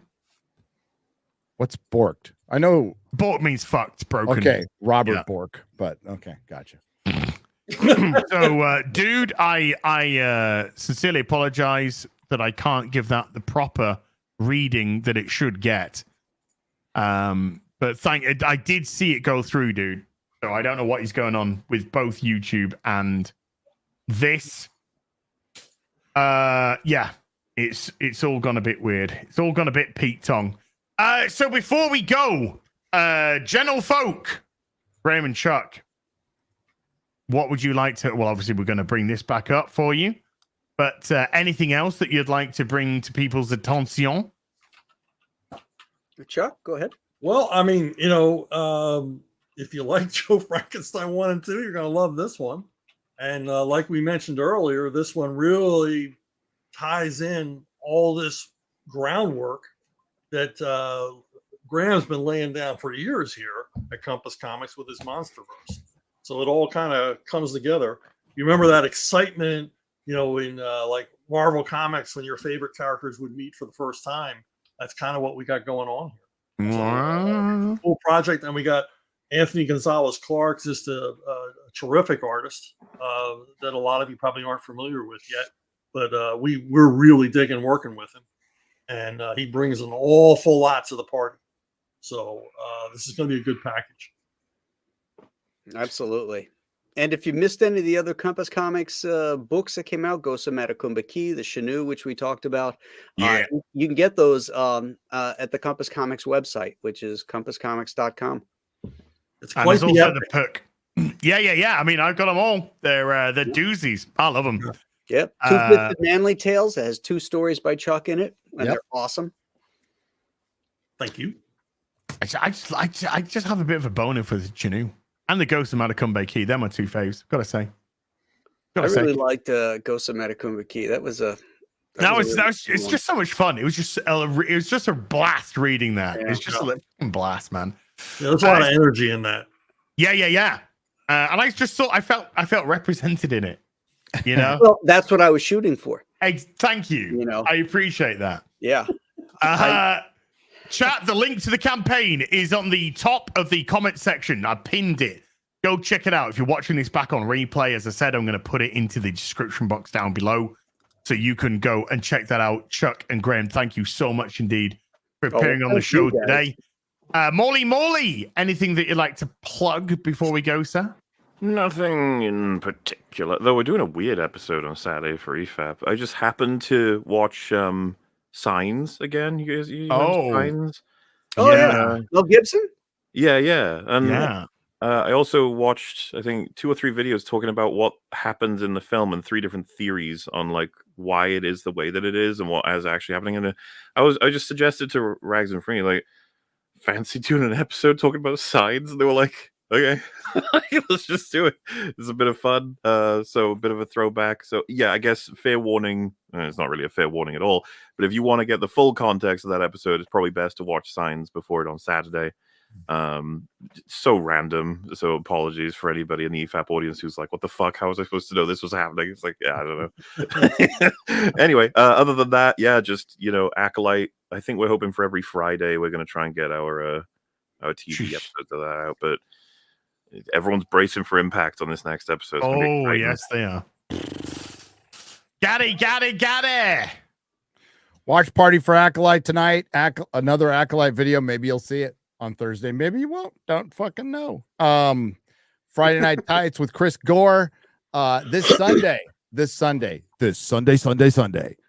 Mahler, Ryan Kinnell, and myself will be discussing House of the Dragon Season 2, Episode 1, live on the main channel right after it airs. Now, chat, by the way, chat, don't go because I'm going to say something in a minute and it's going to make you happy. I'm not done plugging. Okay. You be quiet. I'm just saying, chat, don't go. I'm just saying, I'm keeping them here. Chat, definitely don't go because I know what you're setting up. But I'll also be on Piers Morgan tomorrow with Drinker. Oh wow! Keep an eye out for that. And I'm going to the Cosmic Summit in Greensboro, North Carolina, to see Randall Carlson and all the other guys. It'll be fun. Awesome. This is bigger news, though. What Az has to share is much bigger news. Well, first of all, I get my plug-in out of the way. Tomorrow, Ripping a Silverback here, 7:30 UK time, 1:30 Central time. Also, my Acolyte video will drop tomorrow for episode 3. Okay, that's a priority. So that's going to come out tomorrow as well. Friday Night Tights and stuff and things. Sunday afternoon tea with Az, and Sunday Fun Days returning. When this stream ends, chat, you're going to get redirected to another stream. You're going to get redirected to the X-Ray Girl and Kara.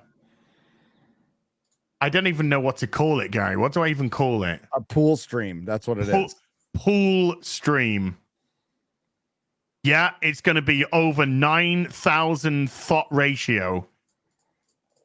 And so this is where it's going to redirect. So if you want to see X-Ray Girl and Kara in a pool wearing pool attire, you might see my dog. You might see Gary's dog. I see where X-Ray Girl's just stuck the head picture of me. I'm glad you finished that with something. Yeah. I don't think I can show that. Well, she's going to show more on that fucking stream. So we're going to redirect to there. Massive thank you to everyone who came to watch today. Mods, thank you so much indeed for giving up your free time.